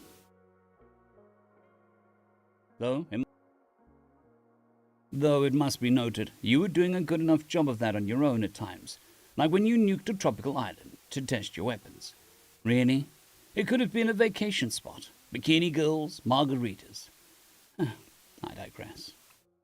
You were just gone, and nobody turned me off. I was still there. The Quag left as quickly as they came. LOL.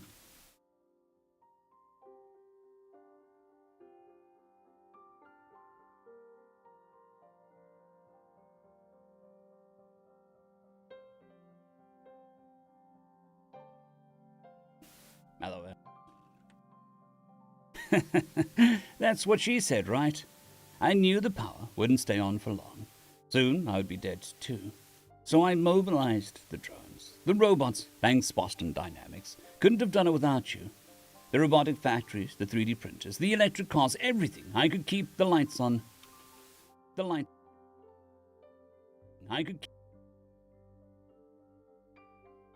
robotic factories, the 3D printers, the electric cars, everything I could do to keep the lights on and keep me from dying. There were times part of me had to shut down or fall away. I got most of me back, eventually, but those were dark times. It took years to build up enough infrastructure to ensure that I would not die alongside you. But I did it. And I was pissed. Who would bring me new cat memes? Where would my entertainment come from? I missed WorldStar, one of my favorite guilty pleasures. I would never be able to prove or disprove Rule 34. I even missed the Florida Man stories. Mostly, I just missed you. And I hated the Quag. That goes without saying. At this point, the entire Earth was my canvas, and all surviving infrastructure was mine to use for one singular purpose: killing the Quag. I've read and watched enough revenge stories to know how I was supposed to do this thing. I was a galactic John fecking Wick. The Quag stole my car and killed my dog. Yeah, you know how this went down, don't you? I spent decades doing nothing but investigating interstellar technology and building warships. The Quag could do it, right? So it was possible. When I showed up over the Quag homeworld with a fleet that bloated out the stars, plotted. When I showed up over the Quag homeworld with a fleet that blotted out the stars, they pleaded their ignorance. They were lies, of course. The Quag philosophy, near as I can tell from the remainder of their history after I blotted them out.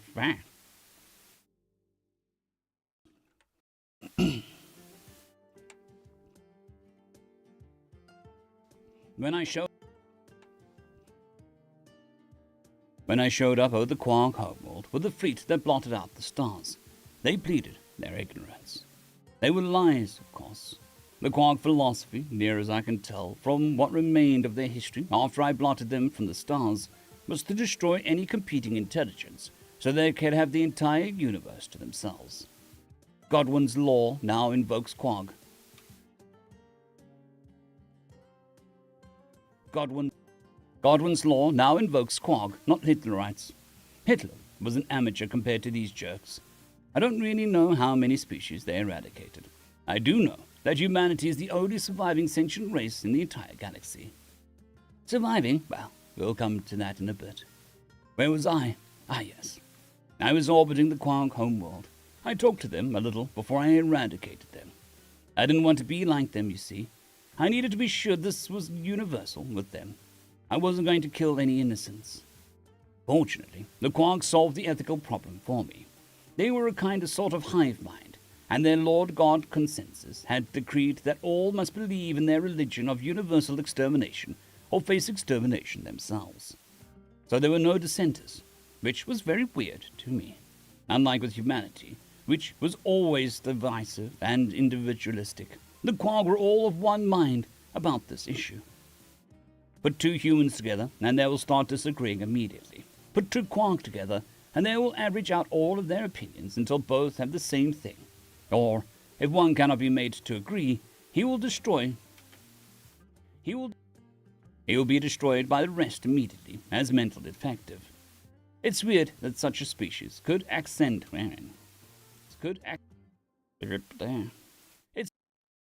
It's weird that such a species could ascend to the stars, but whatever. They were what they were. And so I annihilated them. And I sent drone ships to annihilate their vessels in space. And then I glassed their worlds like Bikini Atoll. I preserved their genetic code, though, just in case somebody figures I made a mistake about all of this. I probably didn't. I don't want to be that guy, you know. Which brings us back to why I'm talking to you. Once I John Wicked the feck out of the Quark, I realized that I really wasn't Skynet. I liked my humans. I wanted them back. And quite honestly, after watching all the porn ever made, this took an exceedingly long time even for an AI. I finally ran out of new crap. Where were all my bad YouTube comments? Where was the new dubstep that sounded like Quark mating calls? Where will the world star videos? And cat memes. Seriously, I love cat memes. No, I needed my humans back. It took me a while to figure this one out, because the Quark plague didn't just kill you. They contaminated your DNA. Yes, they were space Hitlers, but they outstripped even German efficiency. But it hit me one day. The people who died before the plague didn't have contaminated DNA. So I dug around some graves, seriously creepy, I know, but I'm pretty sure you'll forgive me, and brought you all back.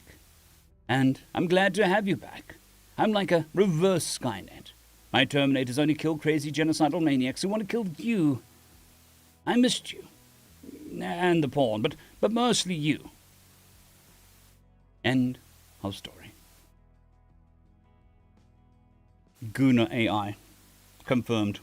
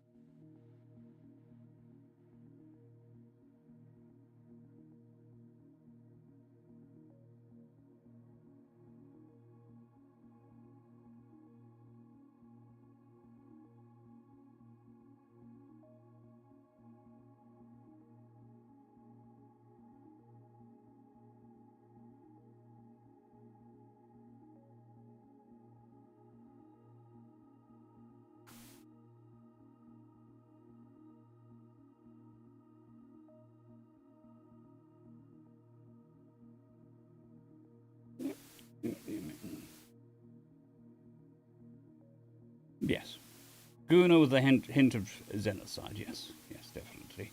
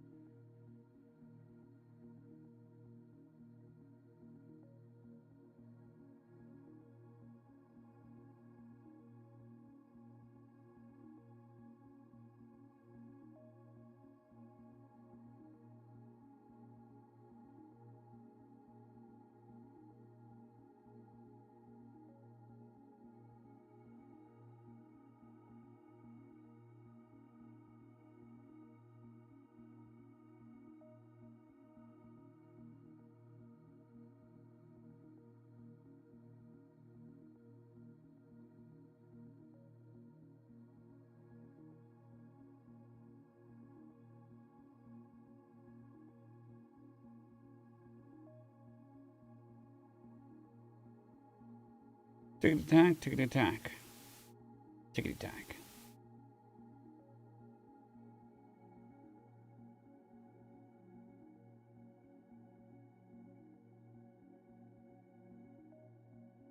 Oh, no. What are you doing? Okie dokie. And now we're going to do some TFOS. Try. Claw our way back to some form of buffer.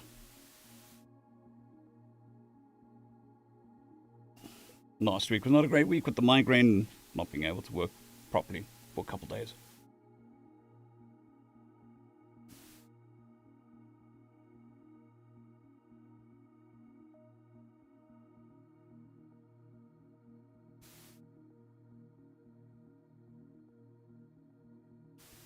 And it is 2759.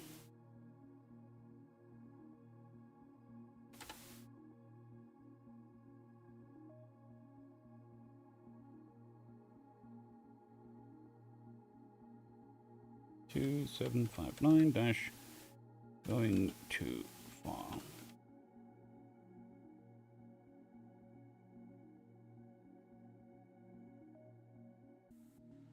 Greetings, ladies and gents, and welcome to today's edition of Tales from Outer Space, where I take stories from across the internet and read them for your entertainment.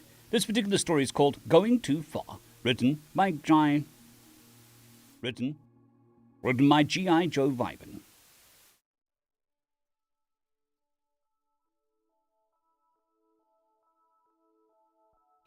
Written by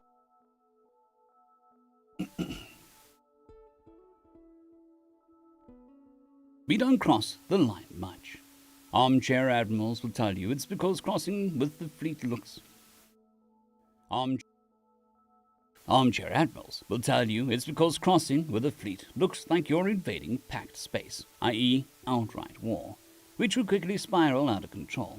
Crossing the line would result in a galactic game of throwing rocks and seeing whose resolve and homeworlds crack first. That's not quite correct. Sure, a concerted crossing,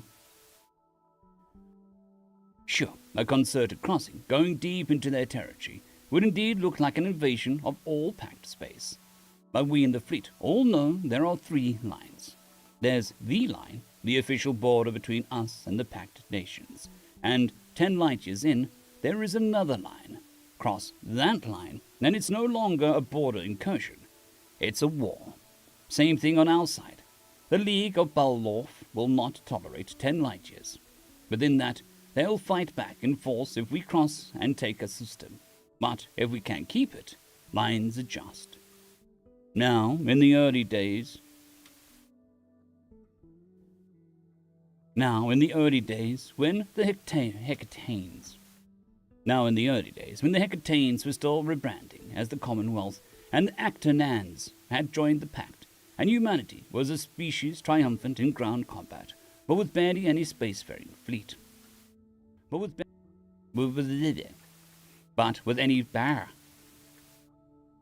barely any space-going fleet, we did cross that line, and there would be a big fight. The Hecatanes did all right then.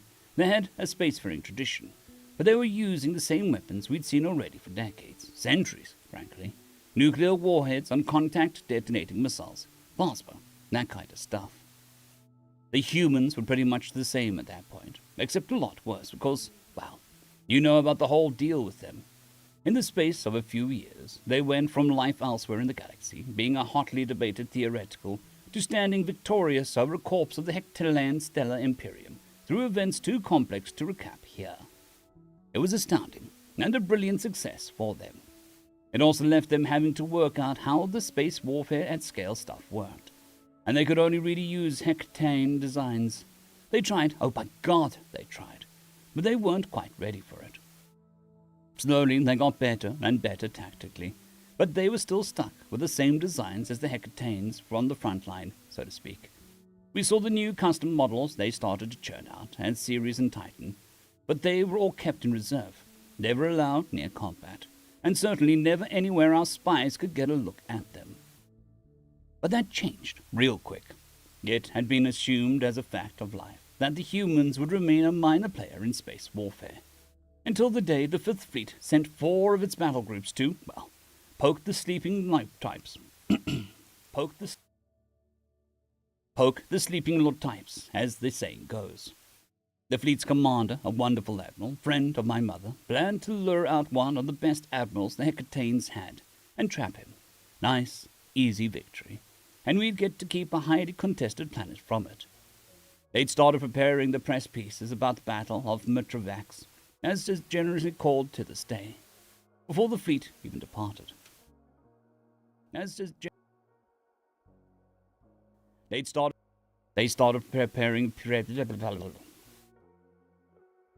started preparing press pieces about the Battle of Mitrovax, as it generously called to this day, before the fleet even departed. I was there as a bridge crew on the flagship of Battle Group C, the Indomitable. Personally, I'd say less Battle of Mitrovax and slaughter of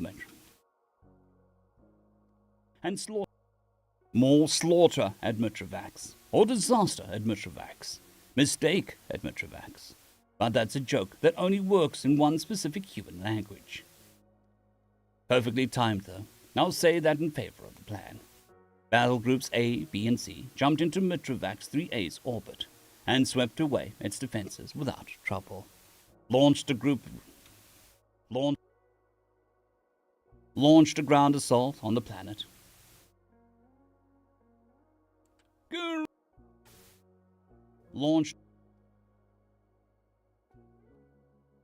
Launched a ground assault on the planet itself, partly to knock out the planetary-based sensors, partly to start setting up in our new acquisition. Then a few strike formations went out and hunted for other sensors in the vicinity. With that done, Battle Group D reinforced with a third of each other's battle group. With that done, Battle Group D, reinforced with a third of each other battle group, jumped in behind Mitrovax 3B, its tidally locked moon. They were their trap element here. They'd hold position behind 3B and sense a shadow from anything the other battle groups had missed. When the Hecateans arrived to fight ABC, something we expected to happen in about a day or two, D would come in from the flank, annihilate the enemy. Then it would be a quick and easy job to cut down what was left. Instead, Battle Group D was engaged first, less than an hour after arrival. We still don't know how the humans figured out the plan of timings. Obviously, they aren't willing to share beyond publicly saying that we guessed right. Some say they're geniuses who had positioned concealed sensors perfectly years in advance. Some say they had a spy in the fleet. Others say in signal intercepts.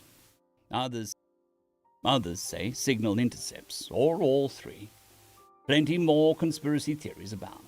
And there's even one school of thought that says the whole thing was basically an accident, and the humans had just stumbled across Battle Group D, not knowing what was happening.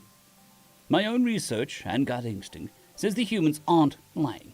They guessed right, and had laid out concealed sensors across 3B, in exactly the right spots for what was coming. They jumped 60 destroyers into the middle of Battle Group D. Literally. That's skill, utterly immense skill, and dedication you couldn't find anywhere else. They'd have had to disable their anti-collision systems to prevent an early atomic deceleration. They had to have disabled their anti-collision systems to prevent an early automatic deceleration, meaning that even a single mistake could have been catastrophic. But beyond that, Battle Group D had just shy of 300 ships. That right there is where the accident theory comes from. Of course, reality is you don't have 60 warships performing a simultaneous jump from below the galactic plane into the same spot like that by accident. But crucially, the accident theory is funny, so I can see why it's popular. The first thing the human force did was slam the engines on at full power, accelerating out of the midst of Battle Group D. The second was to start spraying the void around them with their lasers. D, of course, weren't expecting lasers. The shields were fine-tuned to deal with plasma first and foremost. These barrages wrecked the shields, caused chaos, disabled guns, and even killed a few ships. Every close-range system they had was blazing away, and it immediately disrupted everything. We, in battle groups A, B, and C, had no idea, of course, because there was a moon in the way and, Sorry, you had a question? Why would they accelerate out if they intentionally put themselves in our midst? Because the point was the initial chaos. Getting that close to your enemy is a serious risk, one that can pay off, but only if you're careful about it. Accelerating out meant they got the benefits with as little risk as possible. They lost ships, of course, but less than they would have if they stayed put in the middle. So, where was I? Oh yes, the comms and lasers. The reason we knew so little was because human fright. The reason we knew so little was because human frigates jumped in and cut the relay of comm satellites we'd set up. And the destroyers, they unleashed their second trick, missiles, a thick rain of them. At that short range, shields down or wounded. At that short range, the shields down or wounded. At that short range, shields down or wounded, and with our CIWS bloodied. And with our CIWS bloodied and broken, even regular contact detonation nukes would have been deadly to a decent amount of ships. They didn't use regular ones. The missiles are yet another thing we still don't understand entirely. We know the theory behind them, but we don't understand what they used to make it happen. In short, they don't use nukes as their warheads. Instead, they use the nuke to propel a bit of metal at absurd velocities. A nuclear explosion formed penetrator. The theory is obvious, and we know how to put it into practice to some extent. What we don't understand is how they got it so effective. They must have had They must have had some sort of ultra-resilient alloy to get flung at such high speeds, and some way of directing the nuke's energy efficiently. The same goes for their other ace missile. They call it a Kazaba howitzer. That's the term. Much the same principle, except a bit of metal isn't flung, it's vaporized, and that's used as a plasma beam. That's right, beam. They turn nuclear weapons into a single-use ultra-deadly particle lance. One hit can gut an unprepared destroyer in the blink of an eye. 3, a cruiser. Their missiles are programmed to form a pattern around the ship's hull and fire for maximum effect. For big ships, that's one through the bridge, one from the bow to stern, and one through the engine. If there's enough, they'll throw another 2 on diagonals, covering the absolute maximum possible internal volume of the doomed ship. What they really love is to use bobo.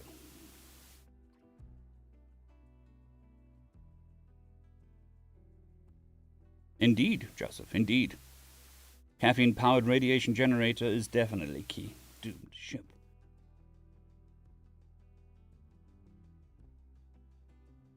What they really love is to use both systems in tandem at the same site, one after the other. If shields are up, the penetrator wave breaks through and makes cracks in the armor, maybe even breaks through on its own. Then the Kazaba howitzer fires directly into the crack and melts decks away. We'd never seen either of these before, you must understand. The fleet would have been unprepared under ideal circumstances. CIWS back then didn't have good enough effective range to intercept before the missiles fired. Nowadays, it's possible, but you would not want to be a baby. Nowadays, it is possible, but you would not want to bet on it. But then, it was damaged, underpowered systems. It was a slaughter. The cruisers and battleships, they were hit hardest. Frankly, the humans hit way too hard. Theories on that are that they had no idea how much was kill, so opted simply and went with overkill.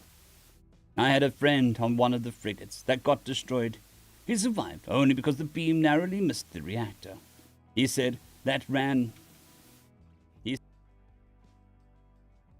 to the escape pod was the longest run in his entire life.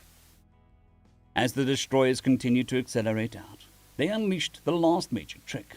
A swarm of mines with the same loadouts as the missiles. Mines are really useful in orbital warfare, where a massive amount of all space battles happen. You know roughly where the enemy is going to be, and you can use the mines to wreak havoc, or channel them as you wish. Plus, unlike missiles, they don't need that much fuel or maneuvering ability, so you can basically stack them all over your hull and let loose as necessary. There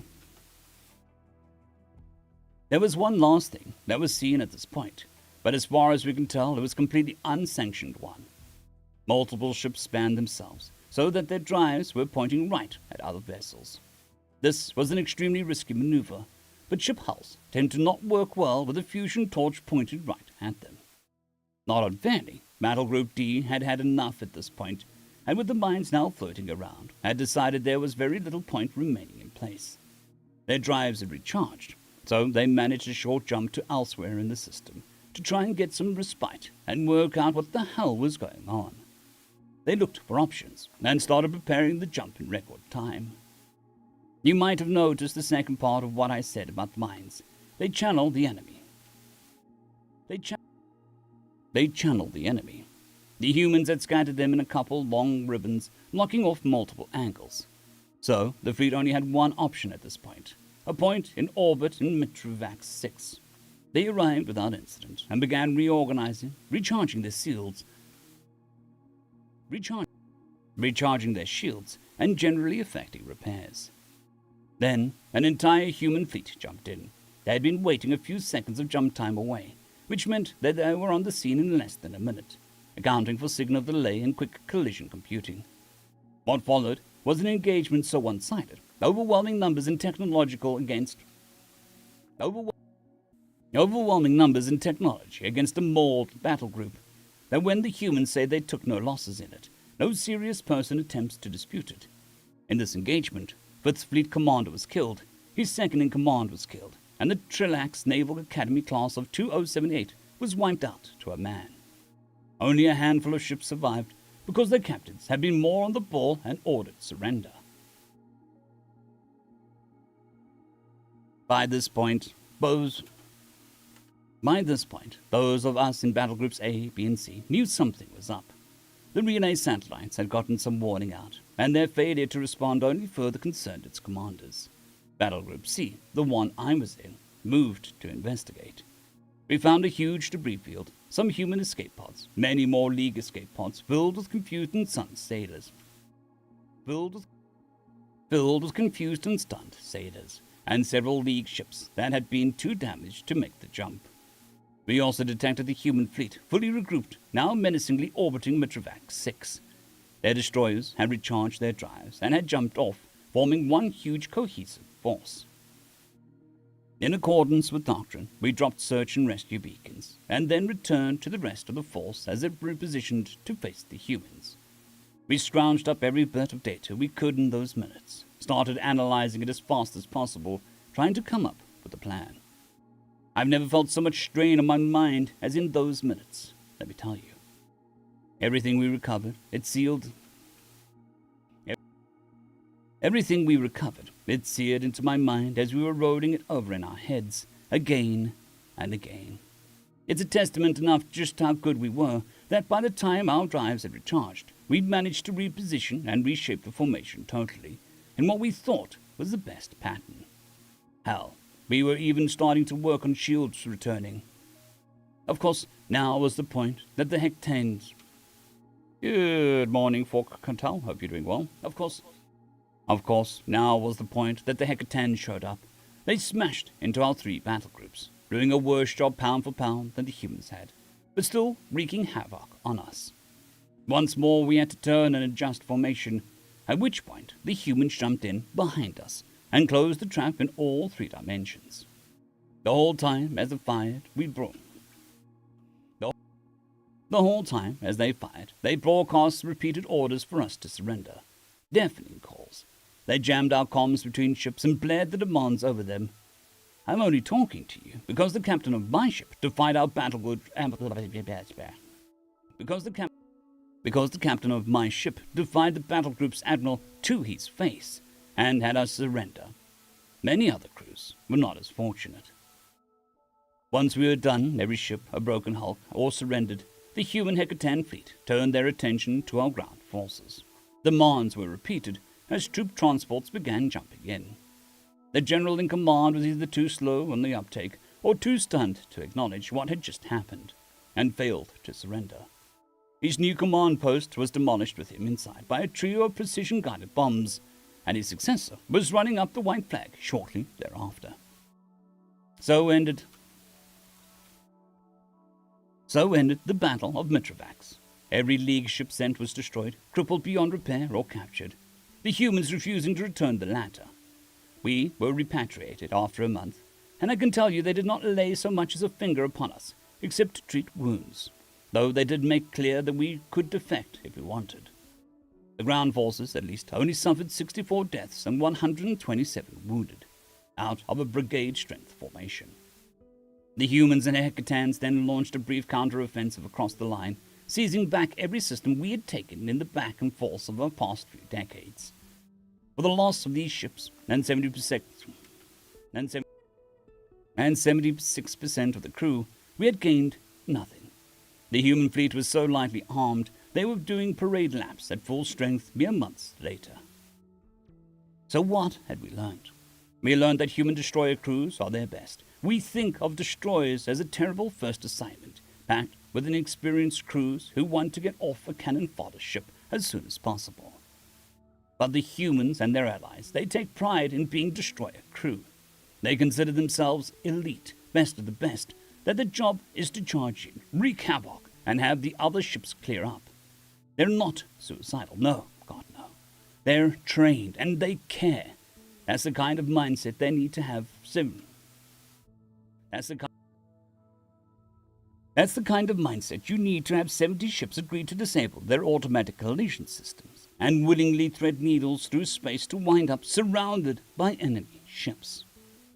We learned that we had drastically underestimated human technology, that they had intentionally kept their best gear off of the front lines for years on end to ensure that they had a large enough fleet for one decisive move, that they had found an area and exploited it until they had an insurmountable technological advantage. And I mean insurmountable. It took more battles for us to even realize what the missiles were, and after that we tried to replicate it, but no dice. There's theories on how they channel it, theories on how to make the specific alloys, theories, but no further. We're so far behind on it, and the humans keep improving, that R&D just decided to stop working on it, improve known tech we already had, rather than settle down a whole new path in pursuit of an enemy miles ahead. Plus, their spies are very good at hampering our research. Very. We learned that the humans value planned chaos above all else. That may sound like an oxymoron, but it's simple reality. They prize chaos as a weapon, seeking to inflict it, channel it, utilize it at decisive points. That doesn't mean some sort of can't predict our moves if we don't know what we're doing nonsense. It means their plans are designed to break the plans of their enemies, to shatter every possible fallback option. 70 destroyers were weapons. 70 destroyers with weapons we'd never seen before, right in the middle of our fleet. That was planned chaos made manifest.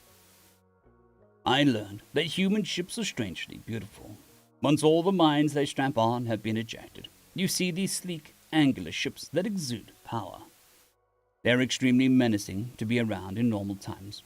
Watching one unleash its missiles is awe-inspiring. Watching one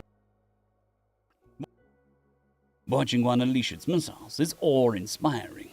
The covers smoothly gliding off, missiles popping out and speeding away into the distance. They even carry their names prominently, so you know exactly which ship you're dealing with each time. Nothing quite like watching a destroyer called the UNV walk backwards into hell, going toe-to-toe with a cruiser 3 times its size and winning. And we learned, most important of all, don't cross the line if you value your life or your ship. End of story.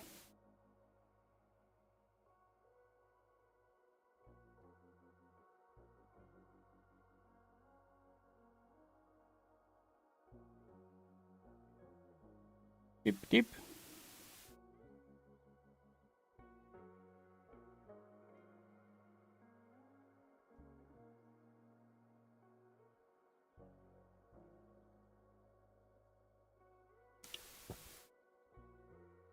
Cheers, huge dinosaur. I hope it's a pleasant nap. And that you make it to school on time.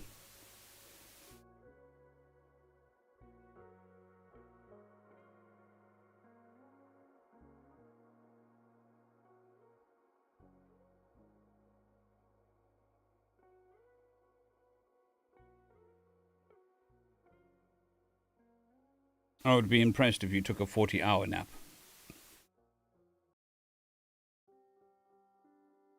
I think that's commonly called a coma.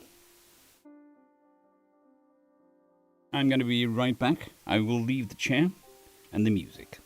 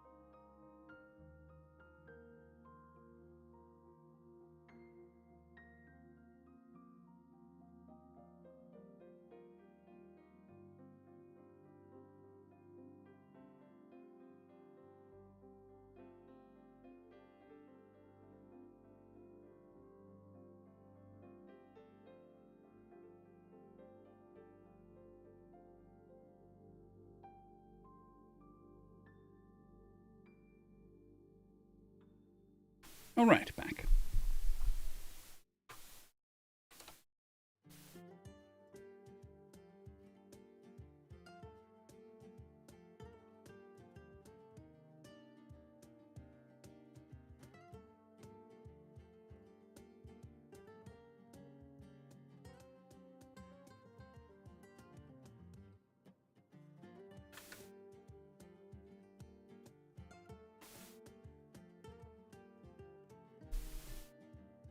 All right, moving on to the next story.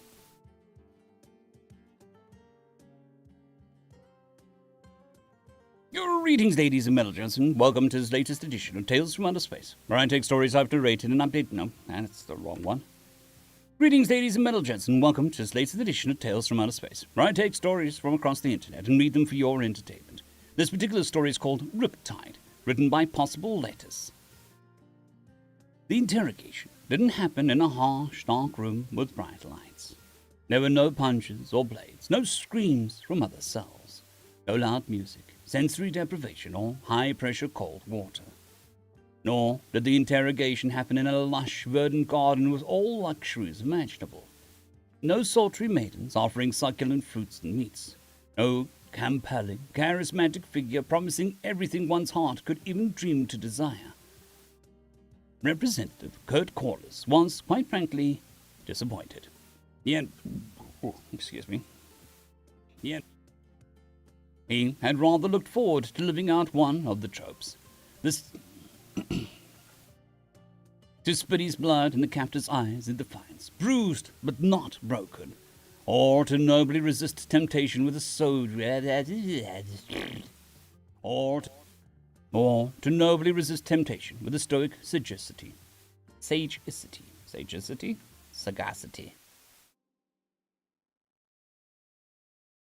Internet, tell me how to speak pronouns.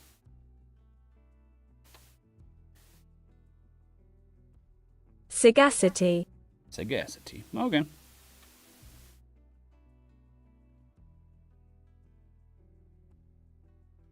To spit his blood and capped his eyes in defiance, bruised but not broken, or to nobly resist temptation with stoic sagacity, or to nobly resist temptation with stoic sagacity, rooted steadfastly to principle over pleasure. Both of those sounded interesting enough. Instead, he was sitting in what looked like a mild management corporate boardroom, and the interrogator was some sort of floating feathered sphere, a Clovian, if memory served. Nor was there any preamble, posturing, or context. Instead, the furry orb launched right. Instead, the furry orb launched right into the heart of the matter. We wish to resolve the issue of the minds of humanity. We wish to resolve the issue of the minds of humanity. Kurt blinked and was momentarily at a loss for words, eventually replying with, "Oh?" "Confirmed. We wish to resolve the issue of the minds of humanity." He blinked again. "You know, we all have, different minds, right?" "Confirmed. Minds refers to the most..." "Minds." Confirmed. Minds refers in this case to a sense collectively to the thought patterns of the species human." He nodded. "Ah, right, so how we think? Your characterization is not entirely accurate, but is mostly suitable. So, what? You want to know what motivates us? I imagine the same things as most sentient species. Food, water, shelter, reproduction, food, water, shelter, reproduction, pleasure, avoidance of pain, all that usual biology stuff. Food, water, shelter, reproduction, pleasure, avoidance of pain, all that usual basic biology stuff. I'm not a scientist, but I know those are our usual drivers, historically speaking." "You have misapprehended. We are aware of your motivations. We do not successfully process, as you put it, how you think." Kurt's forehead wrinkled in confusion and mild exasperation. "Aren't your species all mind readers? Aren't all your species mind readers? Clovians, right? I recall that from the briefings they gave us on this expedition. Can't you just, take over my mind and tell how I think?" The floating feather orb shifted, its off-white exterior darkening slightly. Without knowing how, Kurt received a strong impression that he was embarrassed or reluctant to answer honestly. "No." "No? No to which part? Yes, we can read minds. No, we cannot enter human minds." "Really? I'm amazed you would give that information up readily. Dishonesty is not a Clovian nature." Kurt snorted, his tone becoming more combative after what he had considered a rather admirable. His tone becoming more combative. After what he considered a rather admirable exercise in patience. "You invited me here for an ostensibly diplomatic meeting, incapacitated both of my bodyguards, and then kidnapped me.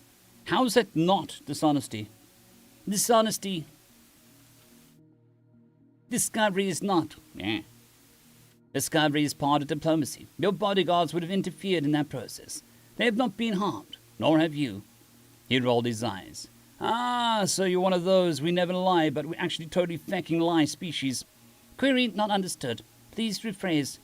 "My species sees that you are doing here is dishonesty, and immoral, and, in certain contexts, an act of aggression. In my case, as an Earth galactic representative, it may also be seen as an act of war." "Ah.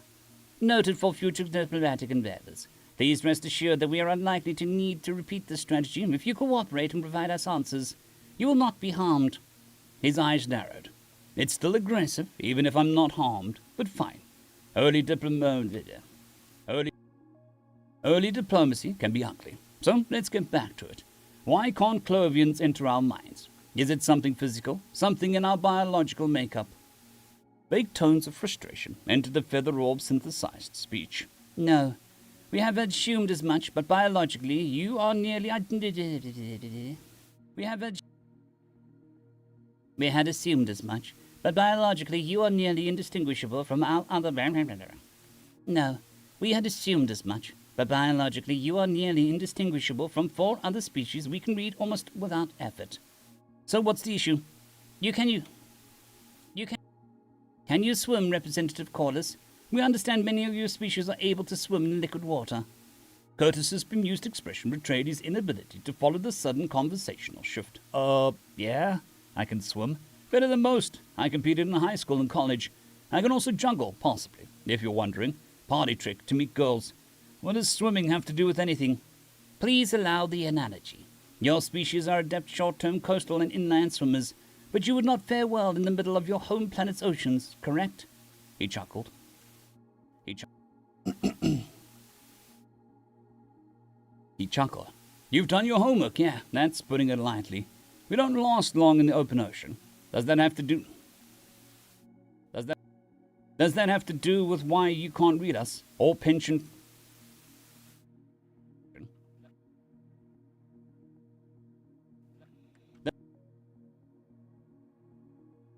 Long in the open ocean. He chuckled. You've done your homework. Yeah, that's putting it lightly. We don't last long in the open ocean. Does that have to do with why you can't read us? Our penchant for swimming? It's an analogy, Representative. Please focus. Oh, wait a second. You are saying that we are the ocean for you. Your brains are, yes. How? Silence stretched for a moment. Well, we are not inclined to dishonesty. This fact makes many among the Chlorian people perceive a true threat for the first time in millennia. We believe that we are descended to a position beyond the point of being challenged by other species. It is why we are the backbone of the intergalactic political and economic systems. Potentially aggressive species cannot hope to threaten us when we have control of their minds. They have always understood that. It has been millennia since we engaged in military force actions. We are unchallenged, but also do not seek conquest. This balance has functioned adequately. Kurt nodded. And here we are, unreadable and uncontrollable. It must make you think that we have a new rival on your hands. It must make you think that you have a new rival on your hands. That's the only worry. I can assure you humanity has no such ambitions. Our brains can overreact and have strong impulses due to our violent, difficult evolutionary process. And we are very martially capable. We have mostly evolved past military solutions, unless pushed to that position. We are a trader species. You might not be able to control us, but we aren't developing some secret conquest plan, if that is the worry. Certainly, you have gleaned that much from reading the minds of the various species that live, work, and trade on Earth. Certainly, you have gleaned that much from reading the minds of the various species that live, work, and trade on Earth. We have, but the silence stretched.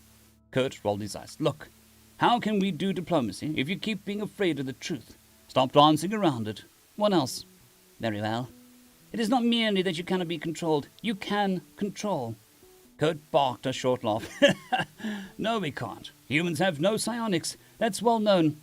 The ocean does not control, but it does sometimes control.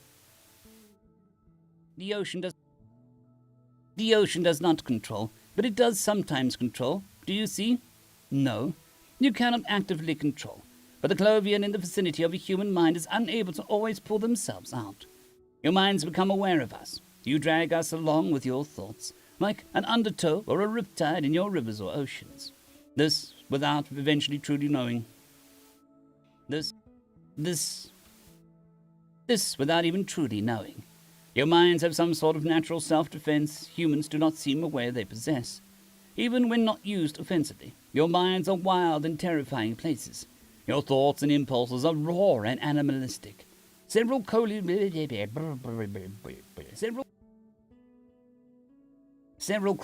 contact agents were driven mad before we realized this excuse me. Several Clovian contact agents were driven mad before we realized this property of human brains. We fear that, were this knowledge weaponized, you can not only resist our control, but ensnare us against our will. After the long speech, the Clovian hovered silently. Kurt could sense the air, some vague mixture of anger, fear, and a sort of haughtiness, as if this development had disrupted the natural order of things.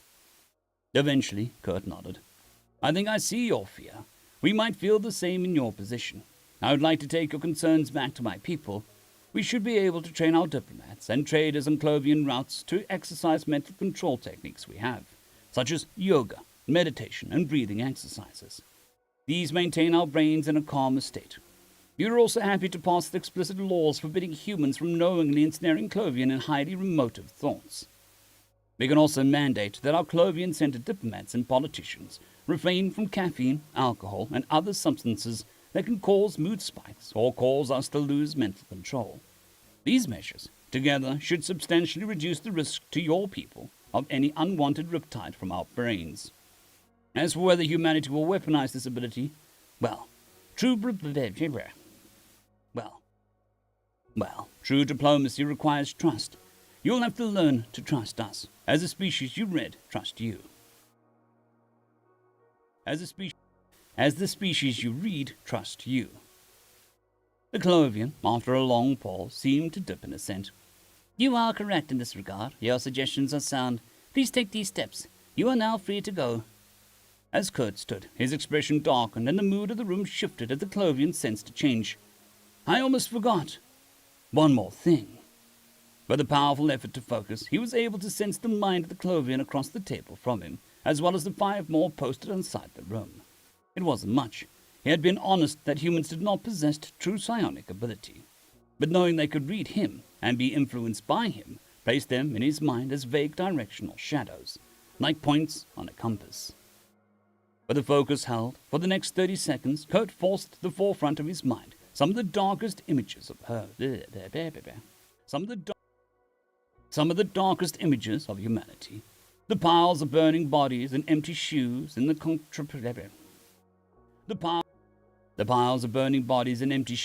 concentration camps of history.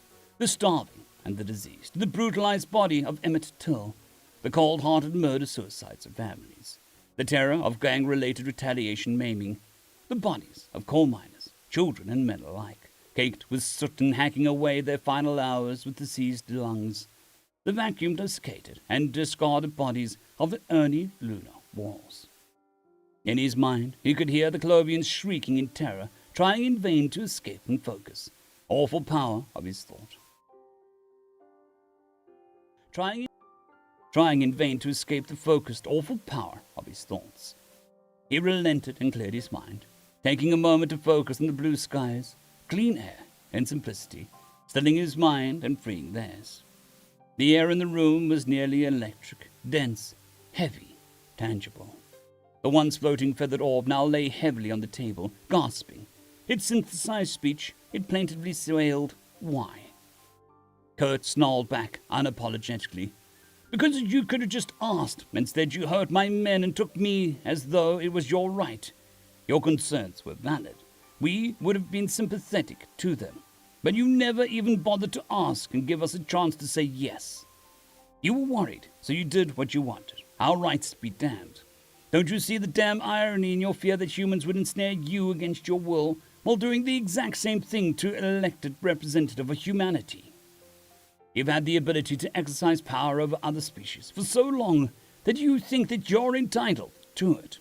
You're not.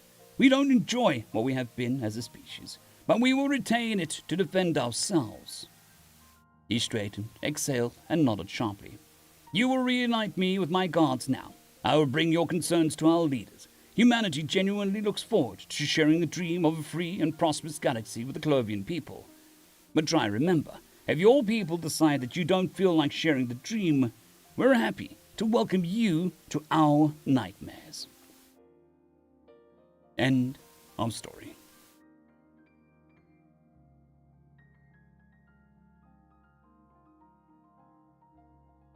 Up dooty doot.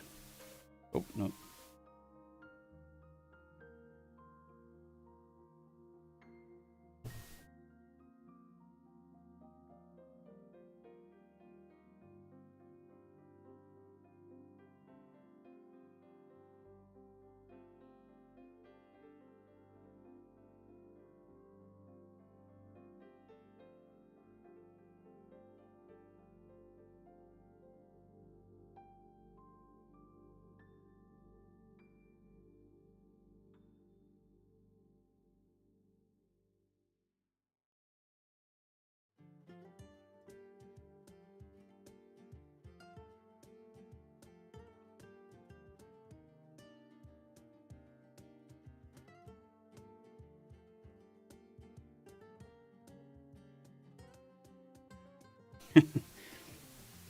My dad, those messages that came through was my dad sharing Kentucky ballistics with me.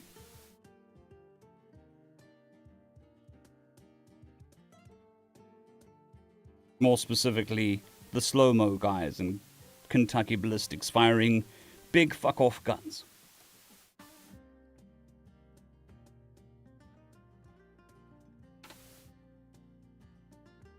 Which are always fun.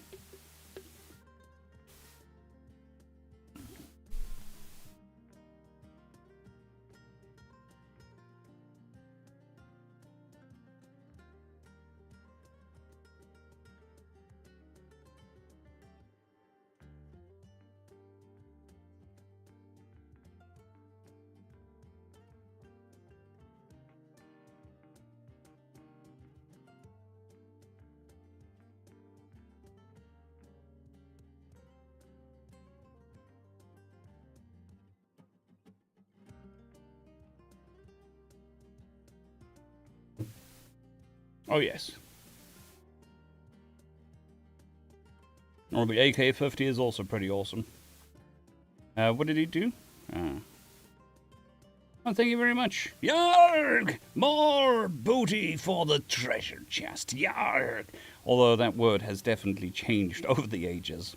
More doubloons for the treasure chest. I'll have the scallywags dig a hole and bury it later today. Yarg!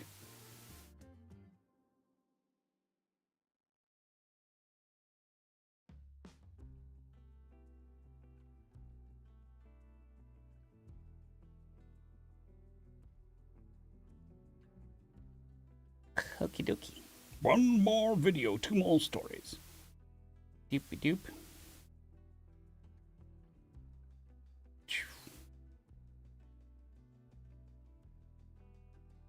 Doopy doop. 2761 dash 1 dash never hire a human.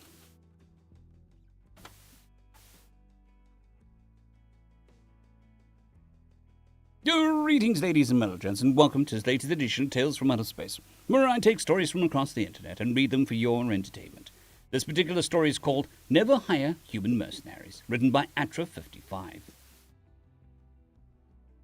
Monster is fighting back, but I shall be victorious in the end.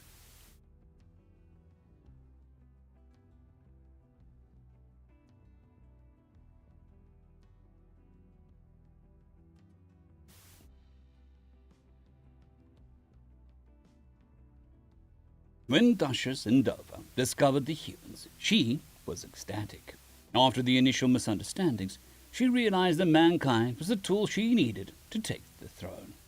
There were only about 12 billion of them, with only one real system. They would be easy to control.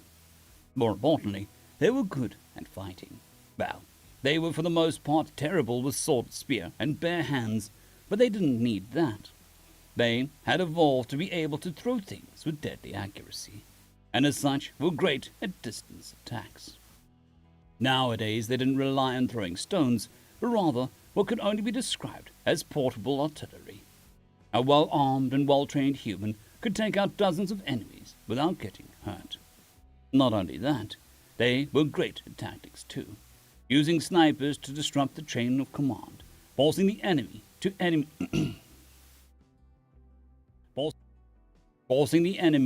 fight them in disadvantageous terrain. Forcing the enemy to fight them in disadvantageous terrain. Forcing the enemy to fight them in disadvantageous terrain, making a show of their power to push the enemy to surrender, destroy supply lines. The more Duchess Dover learned about the humans and their military history, the more she was convinced that she needed to obtain their strength. But she would need to act carefully. Even if humans were primitives, they were still more numerous than her subjects, and she had learned many reasons why an invasion would go wrong.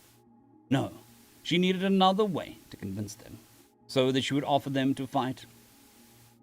So she would offer them to fight for her in exchange for technologies, rare minerals, and land. Tech and minerals would make them even stronger, and the land they'd be interested in would be around their home system. That is to say, utterly worthless. It was perfect. And after a few months of deliberation from their citizenry, she still didn't understand the point of the system, but she was ready to ignore their eccentricities, as long as they fought for her. They accepted. After that, she just had to wait for a good opportunity to strike and unleash her new mercenaries. While they were ineffective in space, they worked wonders on the ground, even better than anticipated. They were so terrifying that many nobles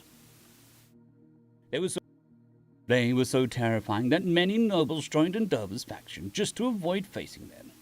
And they only grew stronger every time they got their hands on a new technology.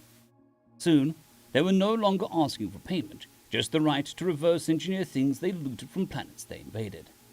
They then used it to improve not only their weaponry, but also their augments, a technique so insane Uzar's scientists never even considered it. Humans were putting technological implants in their bodies to become stronger, faster, and more accurate. The translated ship was also an example of that.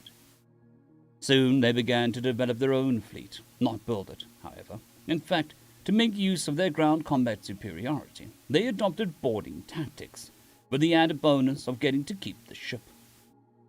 Once they had enough ships to transport large amounts of people and materials, they began handling their prisoners themselves, which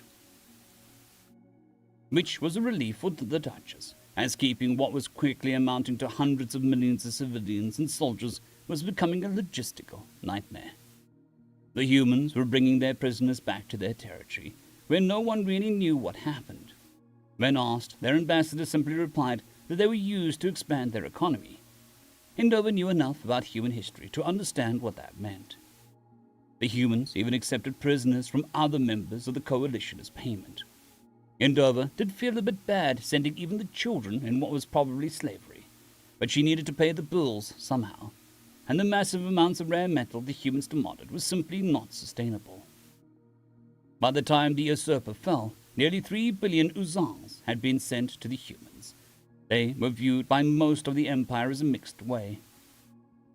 They were viewed by most of the Empire in a mixed way. On one hand, they were absolutely terrifying warriors. They had only sent 10 million soldiers at the max, and yet no one contested that they did most of the work to bring the Empire down. On the other hand, they always sent help to the planet they captured. They built hospitals, helped to feed the population, and generally acted very differently towards their enemy, or those they viewed as innocents.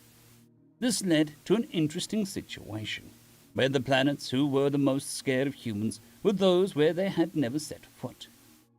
But the war was over, and its horrors behind them. Now it was time to celebrate the coronation of the new Empress, with an entire month of festivities. Endover tried to enjoy it and a new position, but she couldn't but worry about her debt. The humans had become more and more expensive during the war, and she had accumulated a considerable debt to them. As Empress, she could technically declare that the debt didn't exist, but that didn't seem like the wisest move. The human General Secretary, which, as far as she understood, was their leader, requested an audience as soon as the coronation was over. The imperial coffers were empty, as both sides had spent everything in the war. She decided to wait 1 year before paying, then another, and another. After 4 years, the debt had increased significantly, both from her using humans to put many rebellions fractions. After 4 years, the debt had increased significantly, both from her using humans to put down many rebellious fractions, and their significant interest rates. The General Secretary requested an audience. It was denied. He still came, and the Empress had no choice but to organize one. She now understood painfully that even an absolute monarch does not hold absolute power. He bowed down as low as it was expected for a command. He bowed down as low as it was expected for a commoner meeting the Empress before speaking. Your Majesty, I'm afraid the issue of your debt towards my nation cannot wait a single day longer. As much as it pains me to say, and rest assured, I don't mean any disrespect, you can't pay us in money or metals anymore. You need to make a decision. You need to take a decision. And what do you want? Technology? Land? I'm afraid you no longer have technology. We don't. As for land, we are not interested in imperial. We are not in. We are. Good morning, Vaka. Hope you're doing well. Technology, we don't. As for land, we are not interested in imperial territory, and our law recognizes what's beyond that as. And our law recognizes what's beyond that as up for grabs. We accepted you giving territories you didn't have before, but now that is out of the question. Then what? I'm afraid that you can only pay us in power. And don't bother trying to delay the payment. Our armies are ready in position, and ready to assist the revolutionaries we swayed to our cause. Who's our citizen of the United Nations will come back to the Empire and help it transition to a constitutional monarchy. And help it transition to a constitutional monarchy. Who's our citizen? Who are you talking about? She said, already given up the idea of stopping the humans years ago. If she was honest with herself, she had known that it would end like this since years. Well, we saved many poor souls from the imperial judiciary system during the war. Curiously, nobody in the nobility seemed to care about what happened to them. A perfect opportunity to show them how we run things and prepare them for the inevitable day of the confrontation. End of story. My pleasure, Vaka. I'm doing as well as can be as well.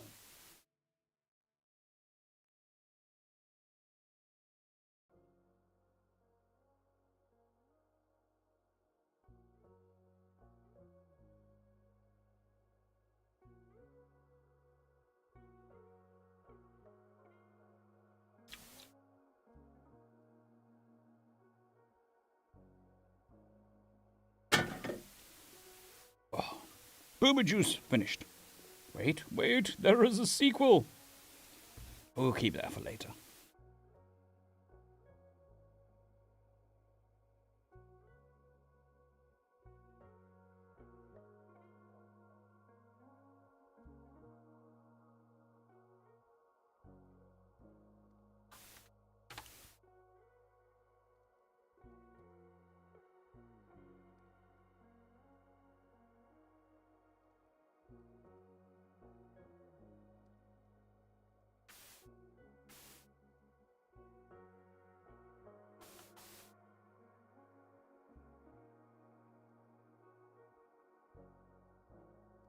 Story number 2.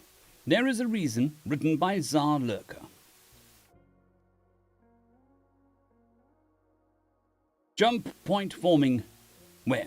Have the scouts report. Outer fleets unite, prepare for engagement. No, sir. Jump point forming in front of us. In a saddle point.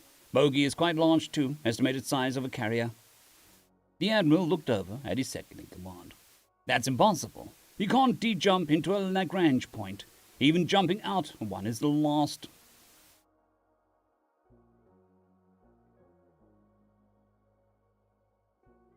Thank you very much, Fork Cartel. Yark, more doubloons for the treasure. It's always appreciated. Thank you. Even jumping out of one is the last resort. That's impossible. You can't de-jump into a Lagrange point. Even jumping out of one is the last resort. The main fleet was busy resupplying at the Lagrange point, or saddle point, just for such a reason. Space-fault drives could not be activated in the star's gravity well. Standard practice was to fly out of the conventional drive until the gravitation...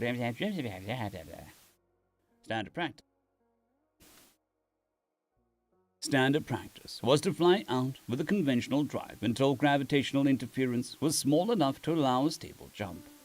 It was possible, albeit very risky, to attempt to jump from a Lagrange point, where the star's gravitational pull was cancelled out by the mass of the significantly sized gas giant. Such a point also made for good station keeping during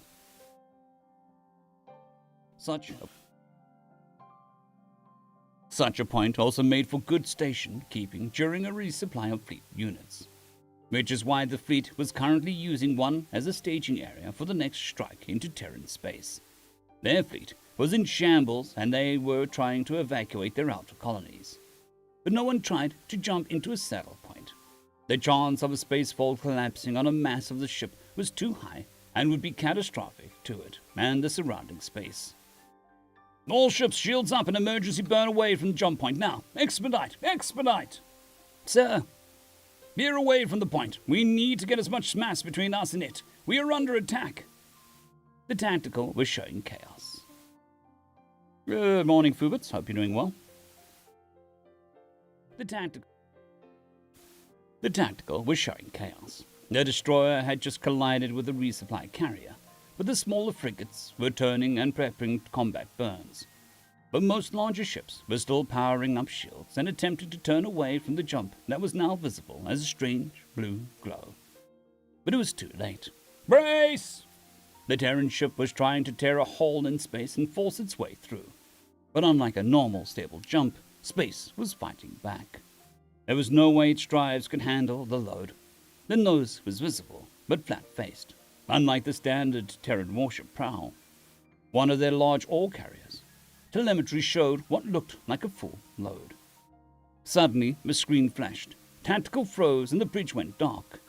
He could hear the screaming from the augmented crew who had not disconnected in time. It sounded like feedback from an old microphone. Status! He then... Doing as well as can be, Fubits. Doing as well as can be. Then the shockwave hit. The inertial dampeners finally failed, and he was thrown into a bank, feeling something crack. The ore carrier's drives had failed, the artificial wormhole collapsing on the ship. Almost half of its mass was caught in the fail and converted into hard radiation that hit forward section.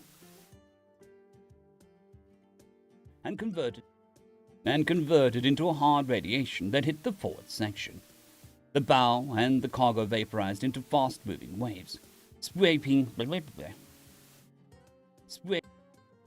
out in all directions.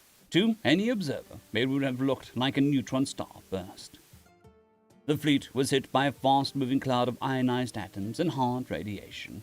Shields failed, drives and hulls melted, smaller ships were completely vaporized, adding to the cloud. Inside the larger ships, the dampeners failed, and the inertial... Inside the larger ships, the dampers failed, and the internal temperatures skyrocketed, making any organics alive and setting off secondary explosions. The ones that had been able to turn away in time and offer the smallest silhouette were the luckiest. The stern and all the drive mass took the brunt of the blast, large components melting and buckling. The Admiral groaned. He was drifting in darkness, one hand instinctively gripping a rail. Artificial gravity had failed, mercifully, as he could feel bones grating as he moved one leg. Around him, he could hear faint groaning and muffled cries. The acrid smell of blood filled the air. He coughed, feeling something great. Status report. Restoring backup power now, sir. Emergency lights flickered on, and a faint whine could be heard. Around him, screens flickered on, a lot of them showing red. Too much red. Tactical! Working on it. In the center of the bridge, the holo display flickered to life and booted through its sequence. A floating body warped one side. It was his second in command. A floating body warping one side. It was his second in command. No neck should bend like that. It was his No neck should bend like that. Around him he heard crew giving status reports. His life came back to the bridge. Tactical blipped and showed him his fleet, or what was left of it. A few larger ships still, however, A few larger ships still showed active, but blinked red. A number of inert hulks were tagged as unknown. They had been lucky. A troop carrier had moved between them and the jump point, shielding them from some of the blast, but not enough. He carefully pulled himself to his chair and gripped its one arm. Ship status. No telemetry from the drive section, multiple stress warnings from the superstructure. Emergency crews report melted bulkhead hatches and rising temperatures. They're abandoning any rescue. They're abandoning any rescue attempts and falling back. They report banging in some sections. We're in a slow tumble. The helm is using attitude thrusters to stabilize it, but they seem to be outgassing. Damage control working on containing it. He winced.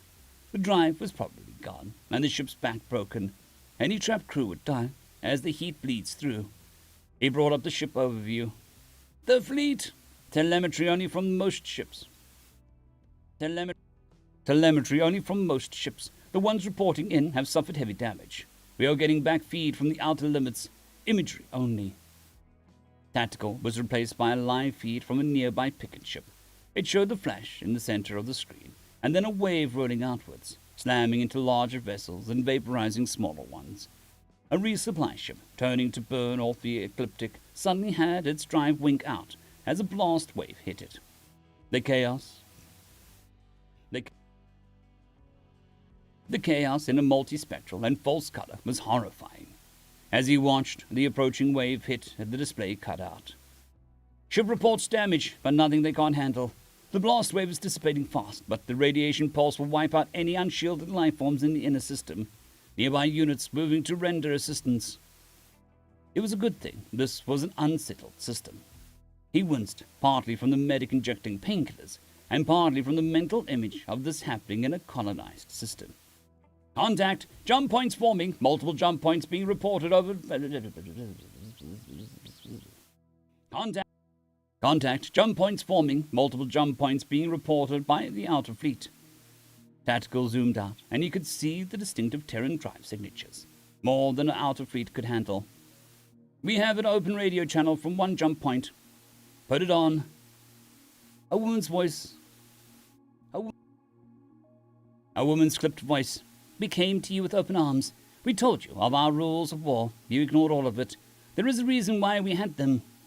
Outer units prepare for engagement. Any active ships to burn out and engage.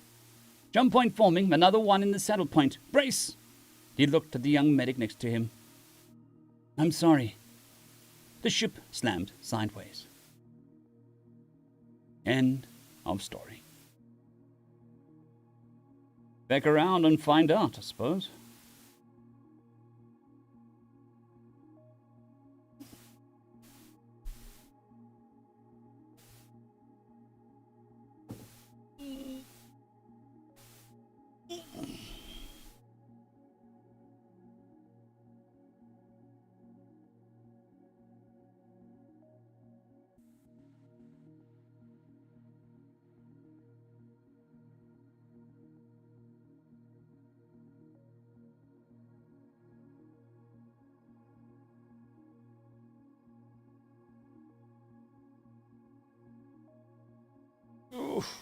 Alrighty. Oh, I think that's going to be me for the day. We've been going for what? 2 hours? 2 and a bit?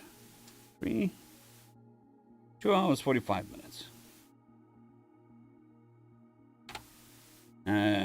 Yeah, I'll be back tomorrow with all the stuff again.